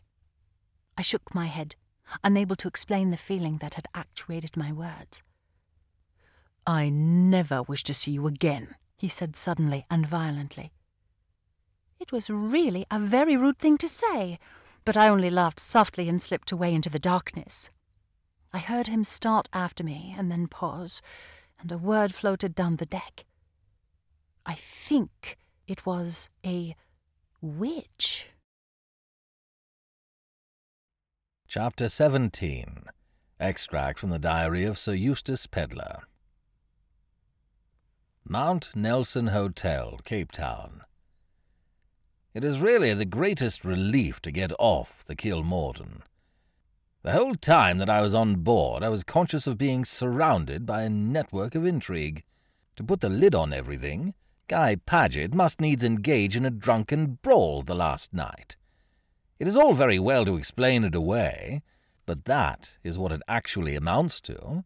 What else would you think if a man comes to you with a lump the size of an egg on the side of his head and an eye coloured all the tints of the rainbow? Of course, Paget would insist on trying to be mysterious about the whole thing. According to him, you would think his black eye was the direct result of his devotion to my interests. His story was extraordinarily vague and rambling, and it was a long time before I could make head or tail of it. To begin with, it appears he caught sight of a man behaving suspiciously. Those are Paget's words. He has taken them straight from the pages of a German spy story. What he means by a man behaving suspiciously he doesn't know himself. I said so to him. He was slinking along in a very furtive manner, and it was the middle of the night, Sir Eustace. "Well, what were you doing yourself? Why weren't you in bed and asleep like a good Christian?" I demanded irritably. "I had been coding those cables of yours, Sir Eustace, and typing the diary up to date." Trust Paget to be always in the right and a martyr over it. "Well?" "I just thought I would have a look around before turning in, Sir Eustace. The man was coming down the passage from your cabin. I thought at once there was something wrong by the way he looked about him. He slunk up the stairs by the saloon. I followed him." "My dear Paget," I said, "why shouldn't the poor chap go on deck without having his footsteps dogged? Lots of people even sleep on deck. Very uncomfortable, I've always thought. The sailors wash you down with the rest of the deck at 5 in the morning. I shuddered at the idea. "Anyway," I continued, "if you went worrying some poor devil who was suffering from insomnia, I don't wonder he landed you one." Paget looked patient. "If you would hear me out, Sir Eustace, I was convinced the man had been prowling about near your cabin where he had no business to be. The only 2 cabins down that passage are yours and Colonel Race's." "Race," I said, lighting a cigar carefully, "can look after himself without your assistance, Paget." I added as an afterthought, "So can I." Paget came nearer and breathed heavily, as he always does before imparting a secret. "You see, Sir Eustace, I fancied, and now indeed I am sure, it was Raeburn." "Raeburn?" "Yes, Sir Eustace." I shook my head. "Raeburn has far too much sense to attempt to wake me up in the middle of the night." "Quite so, Sir Eustace. I think it was Colonel Race he went to see. A secret meeting. For orders." "Don't hiss at me, Paget," I said, drawing back a little, "and do control your breathing. Your idea is absurd. Why should they want to have a secret meeting in the middle of the night? If they'd anything to say to each other, they could hobnob over beef tea in a perfectly casual and natural manner." I could see that Paget was not in the least convinced. "Something was going on last night, Sir Eustace," he urged. "Or why should Raeburn assault me so brutally?" "You're quite sure it was Raeburn?" Paget appeared to be perfectly convinced of that. It was the only part of the story that he wasn't vague about. "There's something very queer about all this," he said. "To begin with, where is Raeburn?" "It's perfectly true that we haven't seen the fellow since we came on shore. He did not come up to the hotel with us. I decline to believe that he is afraid of Paget, however. Altogether, the whole thing is very annoying. One of my secretaries has vanished into the blue, and the other looks like a disreputable prize-fighter. I can't take him about with me in his present condition. I shall be the laughing-stock of Cape Town. I have an appointment later in the day to deliver old Milray's billet-doux, but I shall not take Paget with me. Confound the fellow and his prowling ways. Altogether, I am decidedly out of temper. I had poisonous breakfast with poisonous people, Dutch waitresses with thick ankles, who took half an hour to bring me a bad bit of fish. And this farce of getting up at 5 a.m. on arrival at the port to see a blinking doctor and hold your hands above your head simply makes me tired. Later. A very serious thing has occurred. I went to my appointment with the Prime Minister, taking Milray's sealed letter. It didn't look as though it had been tampered with, but inside was a blank sheet of paper. Now, I suppose, I'm in the devil of a mess. Why I ever let that bleating old fool Milray embroil me in the matter, I can't think. Paget is a famous Job's comforter. He displays a certain gloomy satisfaction that maddens me. Also, he has taken advantage of my perturbation to saddle me with a stationary trunk. Unless he is careful, the next funeral he attends will be his own. However, in the end, I had to listen to him. Supposing, Sir Eustace, that Raeburn had overheard a word or two of your conversation with Mr. Milray in the street. Remember, you had no written authority from Mr. Milray. You accepted Raeburn on his own valuation. You think Raeburn is a crook, then? I said slowly. Paget did. How far his views were influenced by resentment over his black eye, I don't know. He made out a pretty fair case against Raeburn, and the appearance of the latter told against him. My idea was to do nothing in the matter. A man who has permitted himself to be made a thorough fool of is not anxious to broadcast the fact. But Paget, his energy unimpaired by his recent misfortunes, was all for vigorous measures. He had his way, of course. He bustled out to the police station, sent innumerable cables, and brought a herd of English and Dutch officials to drink whiskies and sodas at my expense. We got Milray's answer that evening. He knew nothing of my late secretary. There was only one spot of comfort to be extracted from the situation. At any rate, I said to Paget, you weren't poisoned. You had one of your ordinary bilious attacks. I saw him wince. It was my only score. Later. Paget is in his element. His brain positively scintillates with bright ideas. He will have it now that Raeburn is none other than the famous man in the brown suit. I dare say he is right. He usually is. But all this is getting unpleasant. The sooner I get off to Rhodesia, the better. I have explained to Paget that he is not to accompany me. You see, my dear fellow, I said, you must remain here on the spot. You might be required to identify Raeburn any minute. And besides, I have my dignity as an English Member of Parliament to think of. I can't go about with a secretary who has apparently recently been indulging in a vulgar street brawl. Paget winced. He is such a respectable fellow that his appearance is pain and tribulation to him. But what will you do about your correspondence and the notes for your speeches, Sir Eustace? I shall manage, I said airily. Your private car is to be attached to the 11 o'clock train tomorrow, Wednesday morning. Paget continued. I have made all arrangements. Is Mrs. Blair taking a maid with her? Mrs. Blair? I gasped. She tells me you offered her a place. So I did, now I come to think of it. On the night of the fancy dress ball, I even urged her to come, but I never thought she would. Delightful as she is, I do not know that I want Mrs. Blair's society all the way to Rhodesia and back. Women require such a lot of attention, and they are confoundedly in the way sometimes. Have I asked anyone else? I said nervously. One does these things in moments of expansion. Mrs. Blair seemed to think you had asked Colonel Race as well. I groaned. I must have been very drunk if I asked Race. Very drunk indeed.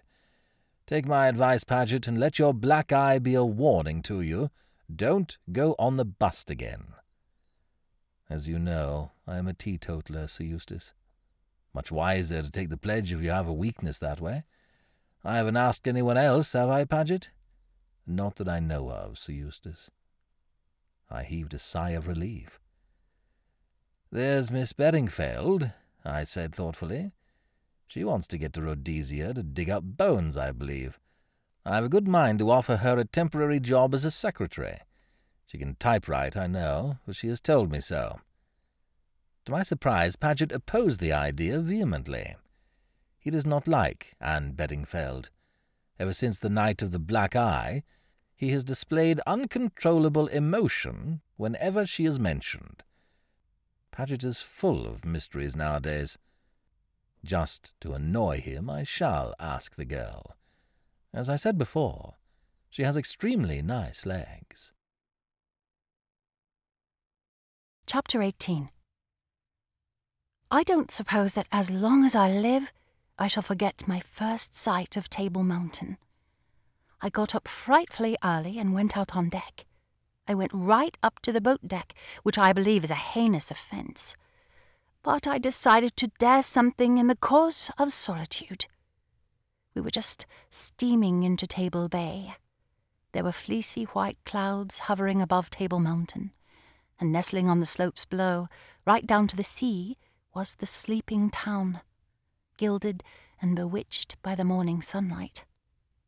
It made me catch my breath and have that curious hungry pain inside that seizes one sometimes when one comes across something that's extra beautiful. I'm not very good at expressing these things, but I knew well enough that I had found, if only for a fleeting moment, the thing that I had been looking for ever since I left Little Hamsley. Something new, something hitherto undreamed of, something that satisfied my aching hunger for romance. Perfectly silently, or so it seemed to me, the Kilmorden glided nearer and nearer. It was still very like a dream. Like all dreamers, however, I could not let my dream alone. We poor humans are so anxious not to miss anything. This is South Africa, I kept saying to myself industriously. South Africa, South Africa! You are seeing the world. This is the world. You are seeing it. Think of it, Anne Beddingfield, you pudding-head. You are seeing the world. I had thought that I had the boat deck to myself, but now I observed another figure leaning over the rail, absorbed as I had been in the rapidly approaching city. Even before he turned his head, I knew who it was. The scene of last night seemed unreal and melodramatic in the peaceful morning sunlight. What must he have thought of me? It made me hot to realize the things that I had said. And I hadn't meant them. Or had I? I turned my head resolutely away and stared hard at Table Mountain. If Rayburn had come up here to be alone, I at least need not disturb him by advertising my presence. But to my intense surprise, I heard a light footfall on the deck behind me. And then his voice, pleasant and normal. Miss Bedingfeld. Yes? I turned. I want to apologize to you. I behaved like a perfect boor last night. It was a peculiar night, I said hastily. It was not a very lucid remark, but it was absolutely the only thing I could think of. Will you forgive me? I held out my hand without a word. He took it. There's something else I want to say. His gravity deepened. Miss Bedingfeld, you may not know it, but you are mixed up in a rather dangerous business. I gathered as much, I said. No, you don't. You can't possibly know. I want to warn you. Leave the whole thing alone. It can't concern you, really. Don't let your curiosity lead you to tamper with other people's business. No, please don't get angry again. I'm not speaking of myself. You have no idea of what you might come up against. These men will stop at nothing. They are absolutely ruthless. Already you're in danger. Look at last night. They fancy you know something. Your only chance is to persuade them that they're mistaken. But be careful. Always be on the lookout for danger. And, look here, if at any time you should fall into their hands, don't try and be clever. Tell the whole truth. It will be your only chance. You make my flesh creep, Mr. Rayburn, I said, with some truth.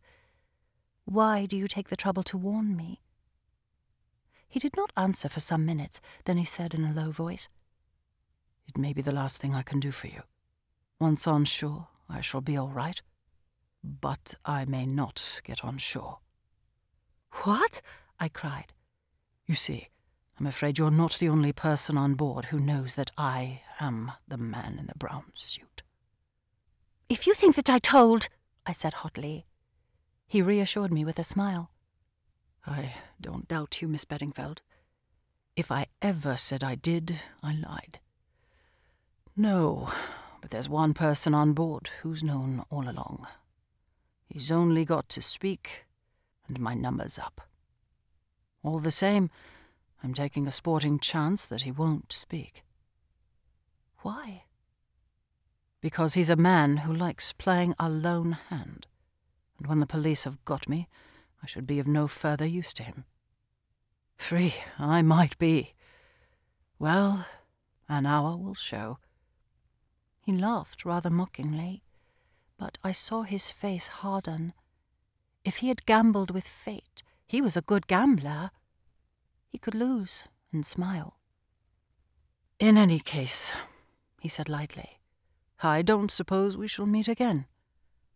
No, I said slowly, I suppose not. So, goodbye. Goodbye. He gripped my hand hard. Just for a minute his curious light eyes seemed to burn into mine. Then he turned abruptly and left me. I heard his footsteps ringing along the deck. They echoed and re-echoed. I felt that I should hear them always. Footsteps going out of my life. I can admit frankly that I did not enjoy the next 2 hours. Not till I stood on the wharf, having finished with most of the ridiculous formalities that bureaucracies require, did I breathe freely once more. No arrest had been made, and I realized that it was a heavenly day, and that I was extremely hungry. I joined Suzanne. In any case, I was staying the night with her at the hotel. The boat did not go on to Port Elizabeth and Durban until the following morning. We got a taxi and drove to the Mount Nelson. It was all heavenly. The sun, the air, the flowers. When I thought of Little Hamsley in January, the mud knee-deep, and there's sure to be falling rain, I hugged myself with delight. Suzanne was not nearly so enthusiastic. She has travelled a great deal, of course. Besides, she is not the type that gets excited before breakfast. She snubbed me severely when I let out an enthusiastic yelp at the sight of a giant blue convolvulus. By the way, I should like to make it clear here and now that this story will not be a story of South Africa. I guarantee no genuine local colour. You know this sort of thing. Half a dozen words in italics on every page. I admire it very much, but I can't do it. In South Sea Islands, of course, you make an immediate reference to Bêche de Mer. I don't know what Bêche de Mer is. I never have known. I probably never shall know. I've guessed once or twice and guessed wrong. In South Africa, I know you at once begin to talk about a stoop. I do know what a stoop is. It's the thing round a house, and you sit on it. In various other parts of the world, you call it a veranda, a piazza, and a haha. Then again, there are pawpaws. I had often read of pawpaws. I discovered at once what they were because I had one plumped down in front of me for breakfast. I thought at first that it was a melon gone bad. The Dutch waitress enlightened me and persuaded me to use lemon juice and sugar and try again. I was very pleased to meet a pawpaw. I had always vaguely associated it with a hula-hula, which I believe, though I may be wrong, is a kind of straw skirt the Hawaiian girls dance in. No, I think I am wrong. That is a lava-lava. At any rate, all these things are very cheering after England. I can't help thinking that it would brighten our cold island life if one could have a breakfast of bacon, and then go out clad in a jumper to pay the books. Suzanne was a little tamer after breakfast. They had given me a room next to hers with a lovely view right over the Table Bay. I looked at the view whilst Suzanne hunted for some special face cream. When she had found it and started an immediate application, she became capable of listening to me. "Did you see Sir Eustace?" I asked. He was marching out of the breakfast room as we went in. He'd had some bad fish or something and was just telling the head waiter what he thought about it, and he bounced a peach on the floor to show how hard it was. Only it wasn't quite as hard as he thought, and it squashed. Suzanne smiled. "Sir Eustace doesn't like getting up early any more than I do. But, Anne, did you see Mr. Paget? I ran against him in the passage. He's got a black eye. What can he have been doing?" "Only trying to push me overboard," I replied nonchalantly. It was a distinct score for me. Suzanne left her face half anointed and pressed for details. I gave them to her. "It all gets more and more mysterious," she cried. "I thought I was going to have the soft job sticking to Sir Eustace, and that you would have all the fun with the Reverend Edward Chichester. But now I'm not so sure. I hope Paget won't push me off the train some dark night." "I think you're still above suspicion, Suzanne. But if the worst happens, I'll wire to Clarence." "That reminds me. Give me a cable form. Let me see now. What shall I say? Implicated in the most thrilling mystery, please send me £1,000 at once. Suzanne." I took the form from her and pointed out that she could eliminate a "the," an "a," and possibly, if she didn't care about being polite, a "please." Suzanne, however, appears to be perfectly reckless in money matters. Instead of attending to my economical suggestions, she added 3 more words: "enjoying myself hugely." Suzanne was engaged to lunch with friends of hers, who came to the hotel about 11 o'clock to fetch her. I was left to my own devices. I went on through the grounds of the hotel, crossed the tram lines, and followed a cool, shady avenue right down till I came to the main street. I strolled about, seeing the sights, enjoying the sunlight and the black-faced sellers of flowers and fruits. I also discovered a place where they had the most delicious ice cream sodas. Finally, I bought a 6-penny basket of peaches and retraced my steps to the hotel. To my surprise and pleasure, I found a note awaiting me. It was from the curator of the museum. He had read of my arrival on the Kilmorden, in which I was described as the daughter of the late Professor Bedingfeld. He had known my father slightly, and had had a great admiration for him. He went on to say that his wife would be delighted if I would come out and have tea with them that afternoon at their villa in Moisenberg. He gave me instructions for getting there. It was pleasant to think that poor Papa was still remembered and highly thought of. I foresaw that I would have to be personally escorted round the museum before I left Cape Town, but I risked that. To most people it would have been a treat. But one can have too much of a good thing if one is brought up on it morning, noon, and night. I put on my best hat, one of Suzanne's cast-offs, and my least crumpled white linen, and started off after lunch. I caught a fast train to Moisenberg and got there in about half an hour. It was a nice trip.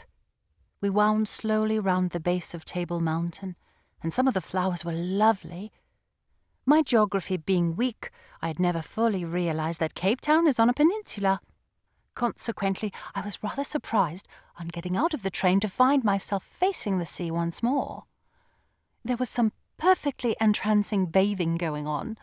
The people had short curved boards and came floating in on the waves. It was far too early to go to tea. I made for the bathing pavilion, and when they said would I have a surfboard, I said yes, please. Surfing looks perfectly easy. It isn't. I say no more. I got very angry and fairly hurled my plank from me. Nevertheless, I determined to return on the first possible opportunity and have another go. I would not be beaten. Quite by mistake, I then got a good run on my board and came out delirious with happiness. Surfing is like that. You are either vigorously cursing, or else you are idiotically pleased with yourself. I found the Villa Medji after some little difficulty. It was right up on the side of the mountain, isolated from the other cottages and villas. I rang the bell, and a smiling Kaffir boy answered it. "Mrs. Raffini?" I inquired. He ushered me in, preceded me down the passage, and flung open a door. Just as I was about to pass in, I hesitated. I felt a sudden misgiving. I stepped over the threshold, and the door swung sharply to behind me. A man rose from his seat behind a table and came forward with outstretched hand. "So glad we have persuaded you to visit us, Miss Bedingfeld," he said. He was a tall man, obviously a Dutchman, with a flaming orange beard. He did not look in the least like the curator of a museum. In fact, I realized in a flash that I had made a fool of myself. I was in the hands of the enemy. Chapter 19. It reminded me forcibly of Episode 3 in The Perils of Pamela. How often had I not sat in the 6-penny seats, eating a 2-penny bar of milk chocolate and yearning for similar things to happen to me? Well, they had happened with a vengeance. And somehow it was not nearly so amusing as I had imagined. It's all very well on the screen. You have the comfortable knowledge that there's bound to be an Episode 6. But in real life, there was absolutely no guarantee that Anna the Adventuress might not terminate abruptly at the end of any episode. Yes, I was in a tight place. All the things that Rayburn had said that morning came back to me with an unpleasant distinctness. Tell the truth, he had said. Well, I could always do that. But was it going to help me? To begin with, would my story be believed? Would they consider it likely or possible that I had started off on this mad escapade simply on the strength of a scrap of paper smelling of mothballs? It sounded to me a wildly incredible tale. In that moment of cold sanity, I cursed myself for a melodramatic idiot and yearned for the peaceful boredom of Little Hampsley. All this passed through my mind in less time than it takes to tell. My first instinctive movement was to step backward and feel for the handle of the door. My captor merely grinned. "Here you are, and here you stay," he remarked facetiously. I did my best to put a bold face upon the matter. "I was invited to come here by the curator of the Cape Town Museum. If I have made a mistake—" "A mistake? Oh, yes, a big mistake." He laughed coarsely. "What right have you to detain me? I shall inform the police." Yap, yap, yap, like a little toy dog. He laughed. I sat down on a chair. "I can only conclude that you are a dangerous lunatic," I said coldly. "Indeed?" "I should like to point out to you that my friends are perfectly well aware of where I have gone, and that if I have not returned by this evening, they will come in search of me. You understand?" "So, your friends know where you are, do they? Which of them?" Thus challenged, I did a lightning calculation of chances. Should I mention Sir Eustace? He was a well-known man, and his name might carry weight. But if they were in touch with Paget, they might know I was lying. Better not risk Sir Eustace. "Mrs. Blair, for one," I said lightly. "A friend of mine with whom I am staying." "I think not," said my captor, slyly shaking his orange head. "You have not seen her since 11 this morning, and you received our note bidding you come here at lunchtime." His words showed me how closely my movements had been followed. But I was not going to give in without a fight. "You are very clever," I said. "Perhaps you have heard of that useful invention, the telephone? Mrs. Blair called me up on it when I was resting in my room after lunch. I told her then where I was going this afternoon." To my great satisfaction, I saw a shade of uneasiness pass over his face. Clearly he had overlooked the possibility that Suzanne might have telephoned to me. I wished she really had done so. "Enough of this," he said harshly, rising. "What are you going to do with me?" I asked, still endeavouring to appear composed. "Put you where you can do no harm in case your friends come after you." For a moment my blood ran cold, but his next words reassured me. "Tomorrow you'll have some questions to answer, and after you've answered them, we shall know what to do with you. And I can tell you, young lady, we've more ways than one of making obstinate little fools talk." It was not cheering, but it was at least a respite.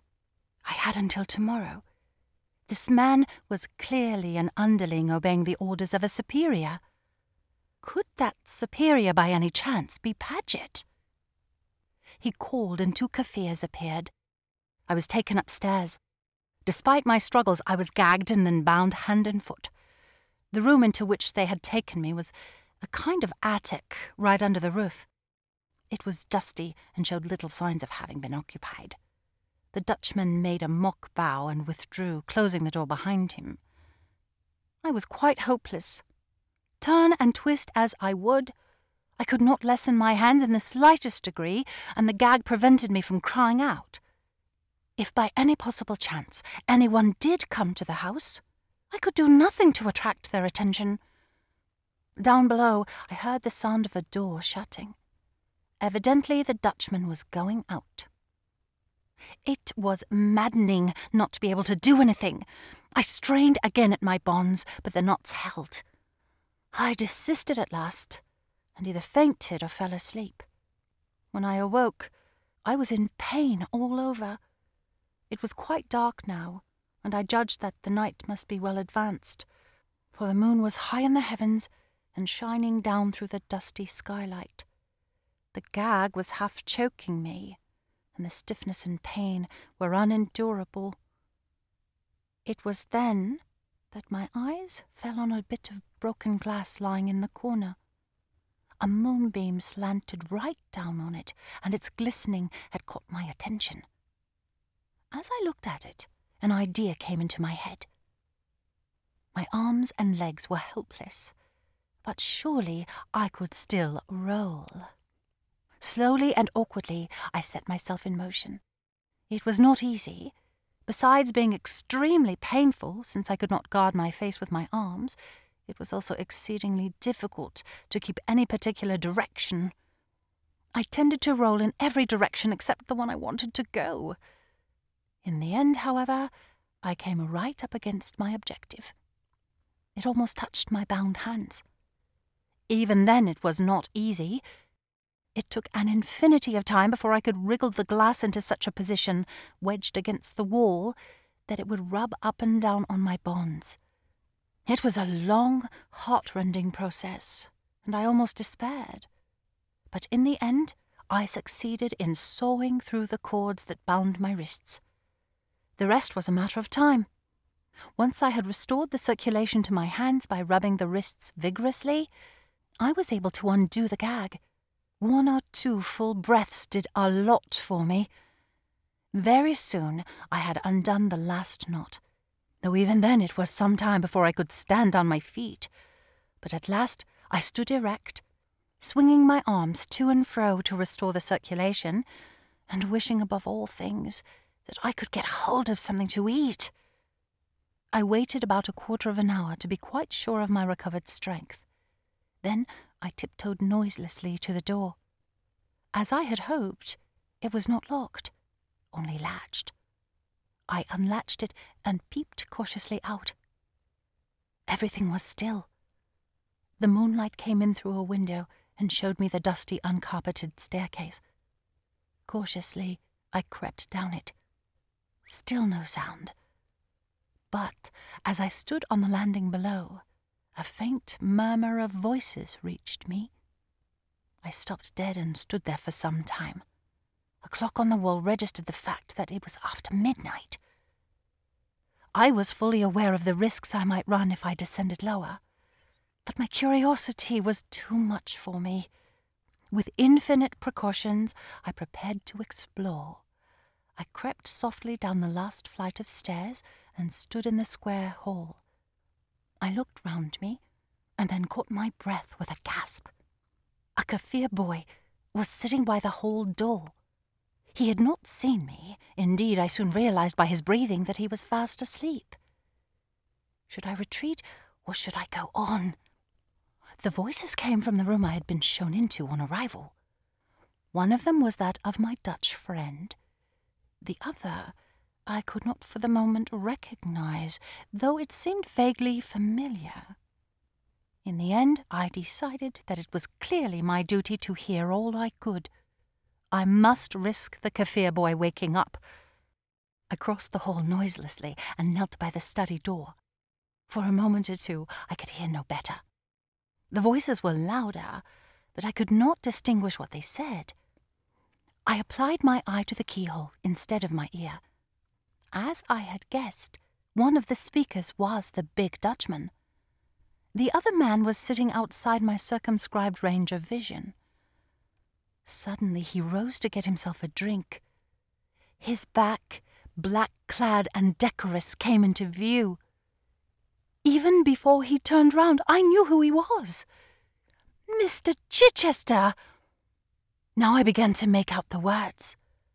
All the same, it is dangerous. Suppose her friends come after her. It was the big man speaking. Chichester answered him. He had dropped his clerical voice entirely. No wonder I had not recognized it. All bluff. They haven't an idea where she is. She spoke very positively. I dare say. I've looked into the matter, and we've nothing to fear. Anyway, it's the Colonel's orders. You don't want to go against them, I suppose? The Dutchman ejaculated something in his own language. I judged it to be a hasty disclaimer. "But why not knock her on the head?" he growled. "It would be simple. The boat is all ready. She could be taken out to sea." "Yes," said Chichester meditatively. "That is what I should do. She knows too much, that is certain. But the Colonel is a man who likes to play a lone hand, though no one else must do so." Something in his own words seemed to awaken a memory that annoyed him. "He wants information of some kind from this girl."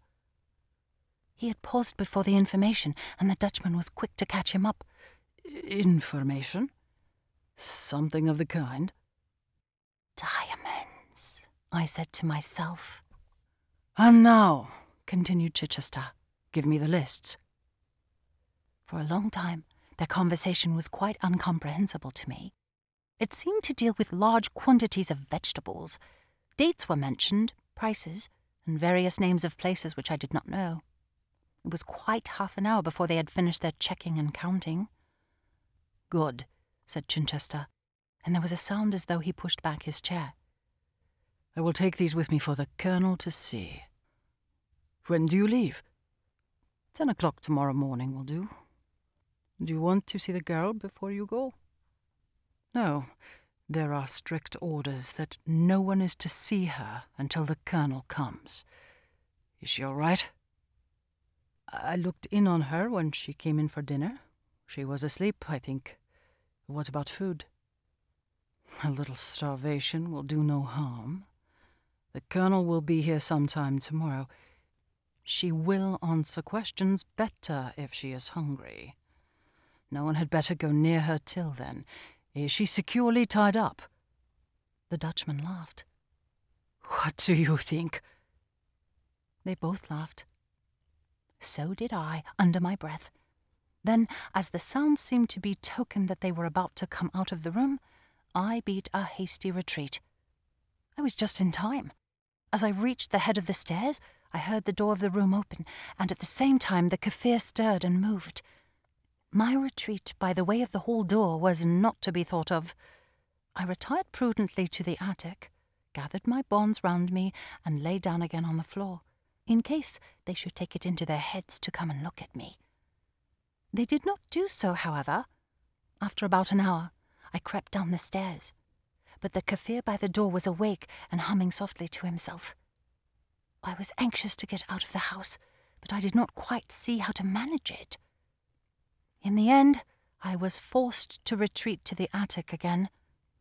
The Kaffir was clearly on guard for the night. I remained there patiently all through the sounds of early morning preparation. The men breakfasted in the hall. I could hear their voices distinctly floating up the stairs.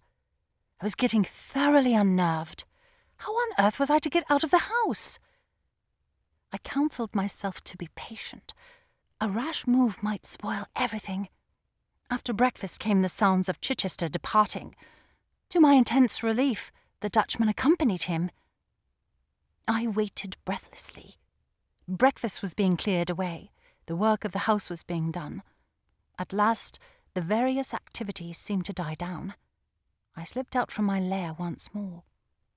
Very carefully, I crept down the stairs. The hall was empty.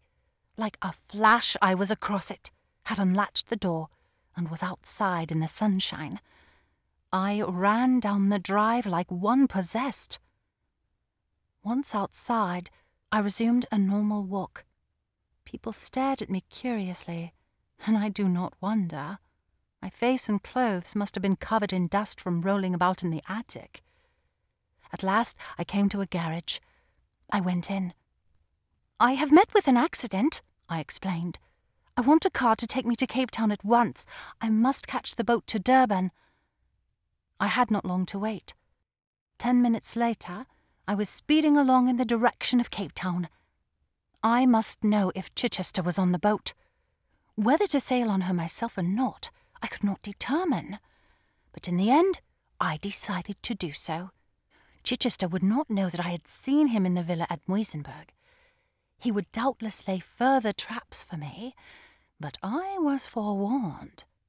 And he was the man I was after, the man who was seeking the diamonds on behalf of the mysterious Colonel.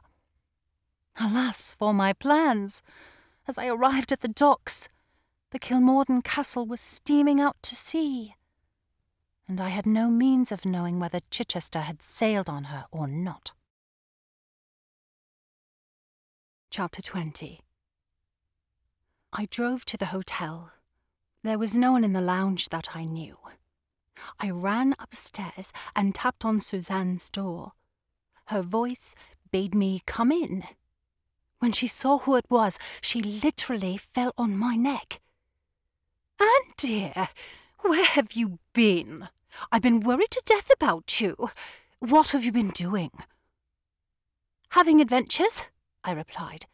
"Episode 3 of The Perils of Pamela." I told her the whole story. She gave vent to a deep sigh when I finished. "Why do these things always happen to you?" she demanded plaintively. "Why does no one gag me and bind me hand and foot?" "You wouldn't like it if they did," I assured her. "To tell you the truth, I'm not nearly so keen on having adventures myself as I was. A little of that sort of thing goes a long way." Suzanne seemed unconvinced. An hour or two of gagging and binding would have changed her views quickly enough. Suzanne likes thrills, but she hates being uncomfortable. "And what are we all doing now?" she asked. "I don't quite know," I said thoughtfully. "You still go to Rhodesia, of course, to keep an eye on Paget." "And you?" "That was just my difficulty. Had Chichester gone on the Kilmorden, or had he not? Did he mean to carry out his original plan of going to Durban? The hour of his leaving Moisenberg seemed to point to an affirmative answer to both questions. In that case, I might go to Durban by train. I fancy that I should get there before the boat. On the other hand, if the news of my escape were wired to Chichester, and also the information that I had left Cape Town for Durban, nothing was simpler for him than to leave the boat at either Port Elizabeth or East London, and so give me the slip completely. It was rather a knotty problem. "We'll inquire about the trains to Durban anyway," I said. "And it's not too late for morning tea," said Suzanne. "We'll have it in the lounge." The Durban train left at 8:15 that evening, so they told me at the office.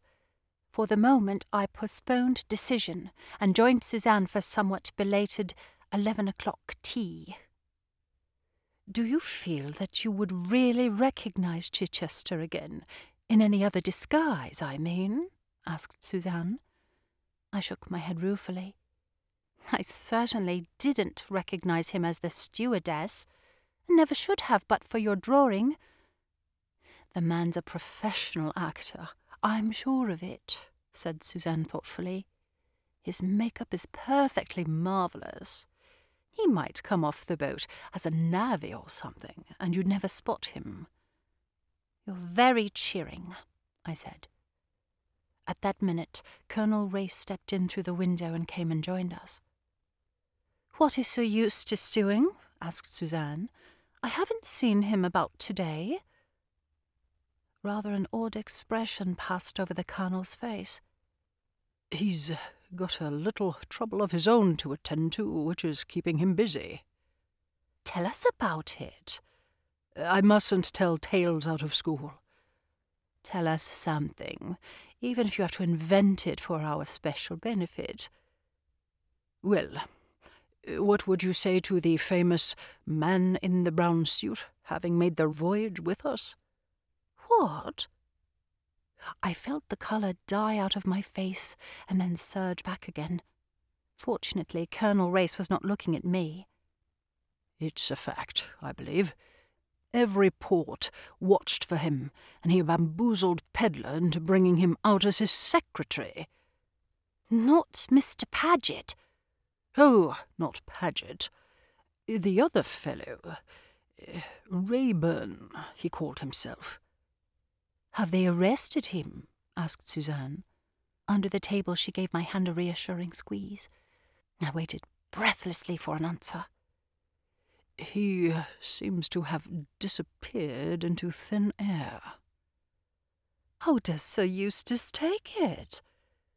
Regards it as a personal insult offered him by fate. An opportunity of hearing Sir Eustace's views on the matter presented itself later in the day. We were awakened from a refreshing afternoon nap by a page boy with a note. In touching terms, it requested the pleasure of our company at tea in his sitting-room. The poor man was indeed in a pitiable state. He poured out his troubles to us, encouraged by Suzanne's sympathetic murmurs. She does that sort of thing very well. First, a perfectly strange woman has the impertinence to get herself murdered in my house. On purpose to annoy me, I do believe. Why my house? Why, of all the houses in Great Britain, choose the Mill House? What harm had I ever done the woman that she must needs get herself murdered there? Suzanne made one of her sympathetic noises again, and Sir Eustace proceeded in a still more aggrieved tone. And, if that's not enough, the fellow who murdered her has the impudence, the colossal impudence, to attach himself to me as my secretary. My secretary, if you please.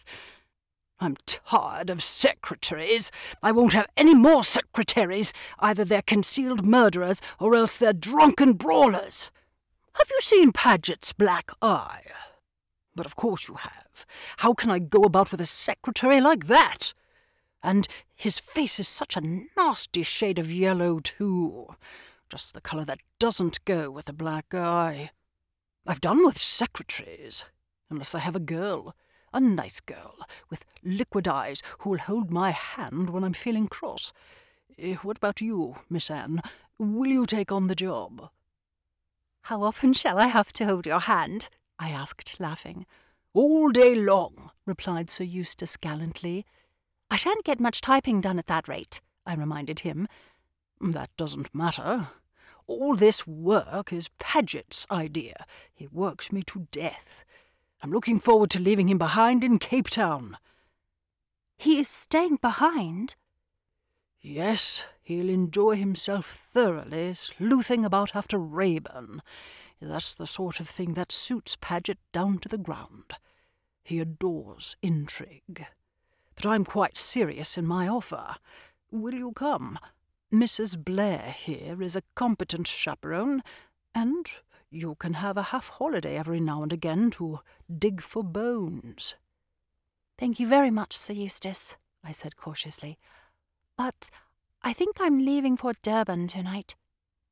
Now don't be an obstinate girl. Remember that there are lots of lions in Rhodesia. You'll like lions. All girls do. Will they be practicing low jumps? I asked, laughing. No, thank you very much, but I must go to Durban. Sir Eustace looked at me, sighed deeply, then opened the door of the adjoining room and called to Paget. If you've quite finished your afternoon sleep, my dear fellow, perhaps you'd like to do a little work for a change. Guy Paget appeared in the doorway. He bowed to us both, staring slightly at the sight of me, and replied in a melancholy voice, I have been typing that memorandum all this afternoon, Sir Eustace. Well, stop typing it then. Go down to the Trade Commissioner's office, or the Board of Agriculture, or the Chamber of Mines, or one of these places, and ask them to lend me some kind of a woman to take to Rhodesia. She must have liquid eyes and not object to my holding her hand. Yes, Sir Eustace, I will ask for a competent shorthand typist. Paget's a malicious fellow, said Sir Eustace after the secretary had departed. I'd be prepared to bet that he'll pick out some slab-faced creature on purpose to annoy me. She must have nice feet, too. I forgot to mention that. I clutched Suzanne excitedly by the hand and almost dragged her along to her room. Now, Suzanne, I said, we've got to make plans, and make them quickly. Paget is staying behind here. You heard that? Yes, I suppose that means that I shan't be allowed to go to Rhodesia, which is very annoying, because I want to go to Rhodesia. How tiresome. Cheer up, I said. You're going all right. I don't see how you could back out at the last moment without its appearing frightfully suspicious.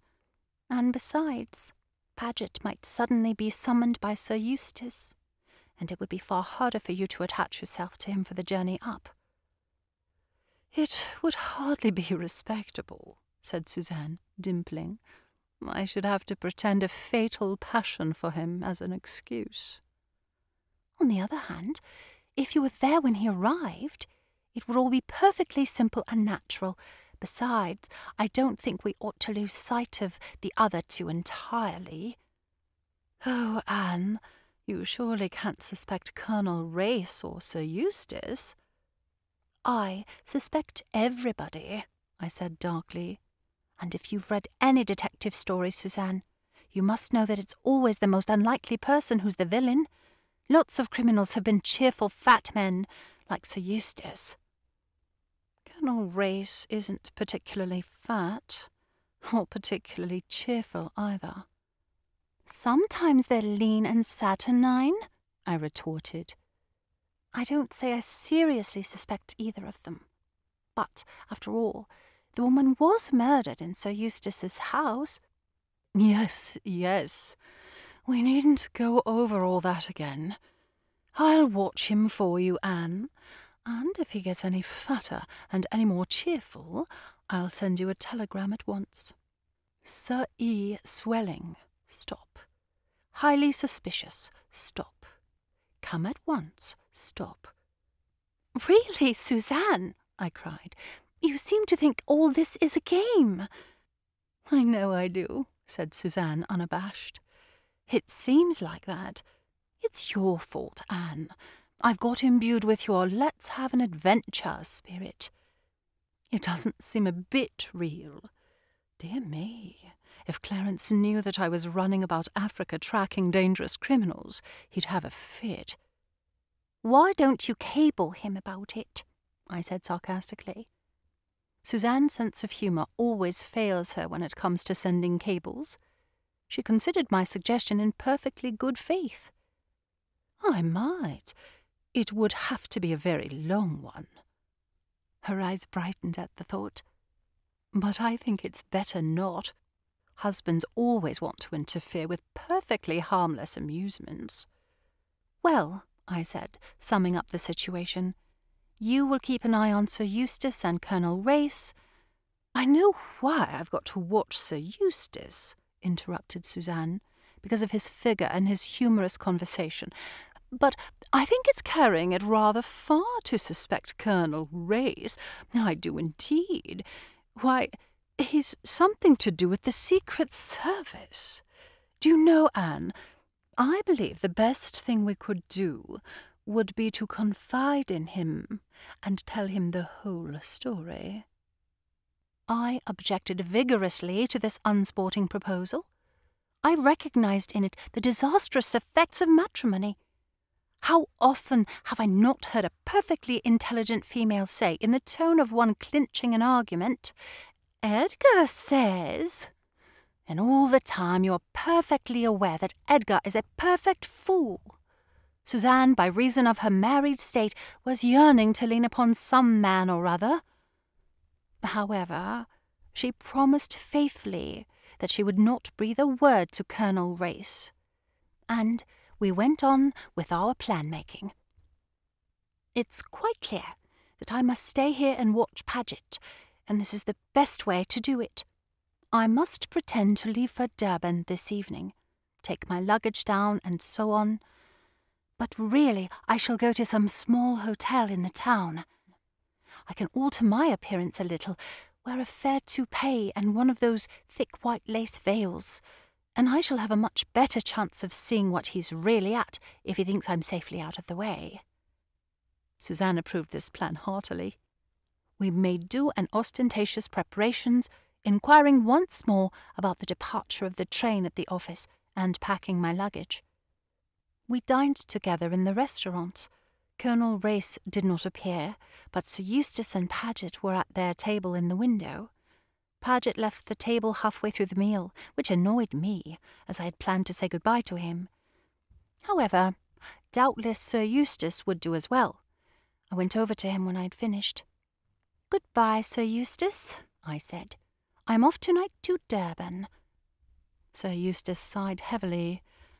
"So I heard. You wouldn't like me to come with you, would you?" "I should love it." "Nice girl. Sure you won't change your mind and come and look for lions in Rhodesia?" "Quite sure." "He must be a very handsome fellow," said Sir Eustace plaintively. "Some young whippersnapper in Durban, I suppose, who puts my mature charms completely in the shade. By the way, Paget's going down in the car in a minute or two. He could take you to the station." "Oh, no, thank you," I said hastily. "Mrs. Blair and I have got our own taxi ordered." To go down with Guy Paget was the last thing I wanted. Sir Eustace looked at me attentively. "I don't believe you like Paget. I don't blame you. Of all the officious, interfering arses, going about with the air of a martyr and doing everything he can to annoy and upset me." "What has he done now?"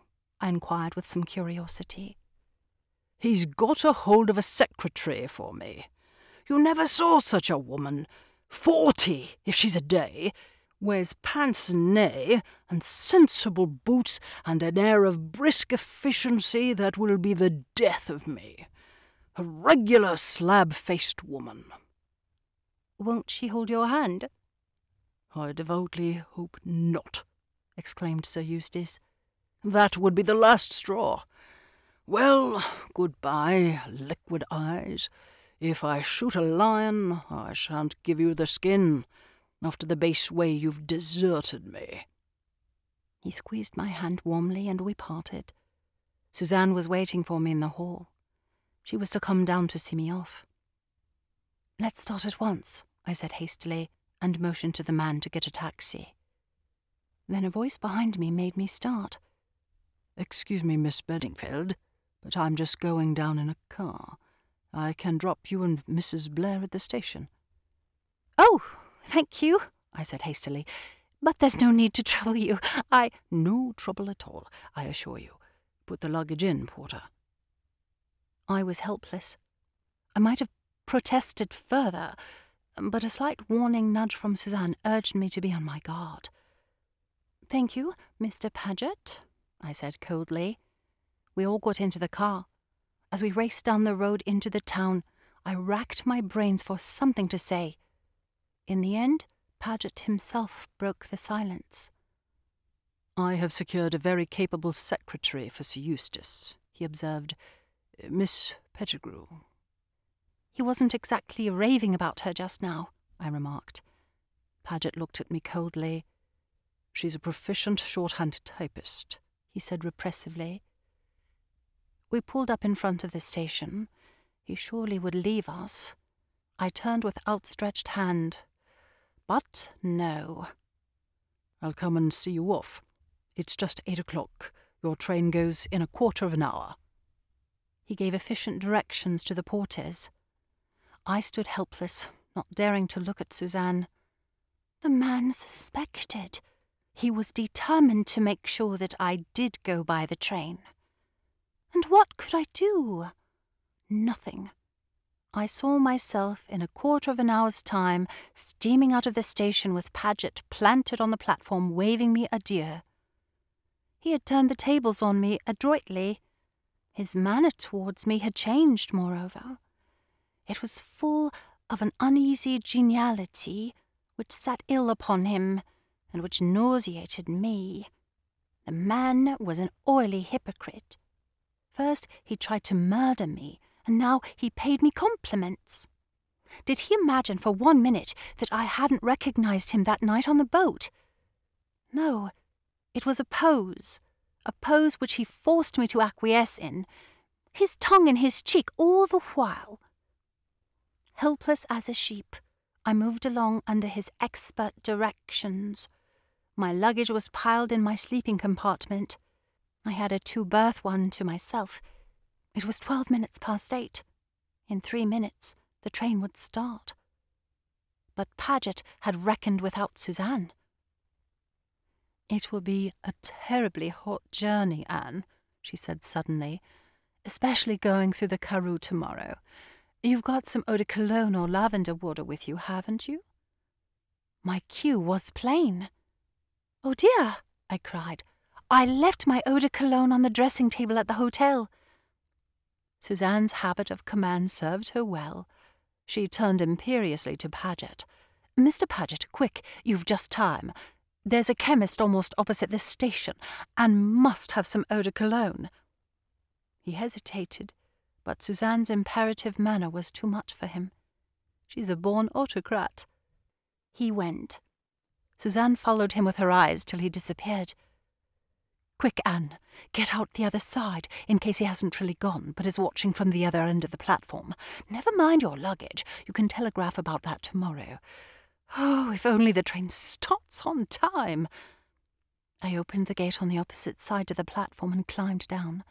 Nobody was observing me. I could just see Suzanne standing where I had left her, looking up at the train and apparently chatting to me at the window. A whistle blew. The train began to draw out. Then I heard feet racing furiously up the platform. I withdrew to the shadow of a friendly bookstall and watched. Suzanne turned from waving her handkerchief to the retreating train. "Too late, Mr. Paget," she said cheerfully. "She's gone. Is that the eau de cologne? What a pity we didn't think of it sooner." They passed not far from me on their way out of the station. Guy Paget was extremely hot. He had evidently run all the way to the chemist and back. "Shall I get you a taxi, Mrs. Blair?" Suzanne did not fail in her role. "Yes, please. Can't I give you a lift back? Have you much to do for Sir Eustace? Dear me, I wish Anne Bedingfeld was coming with us tomorrow. I don't like the idea of a young girl like that travelling off to Durban all by herself. But she was set upon it. Some little attraction there, I fancy." They passed out of earshot. Clever Suzanne! She had saved me. I allowed a minute or two to elapse, and then I too made my way out of the station, almost colliding as I did so with a man. An unpleasant-looking man with a nose disproportionately big for his face.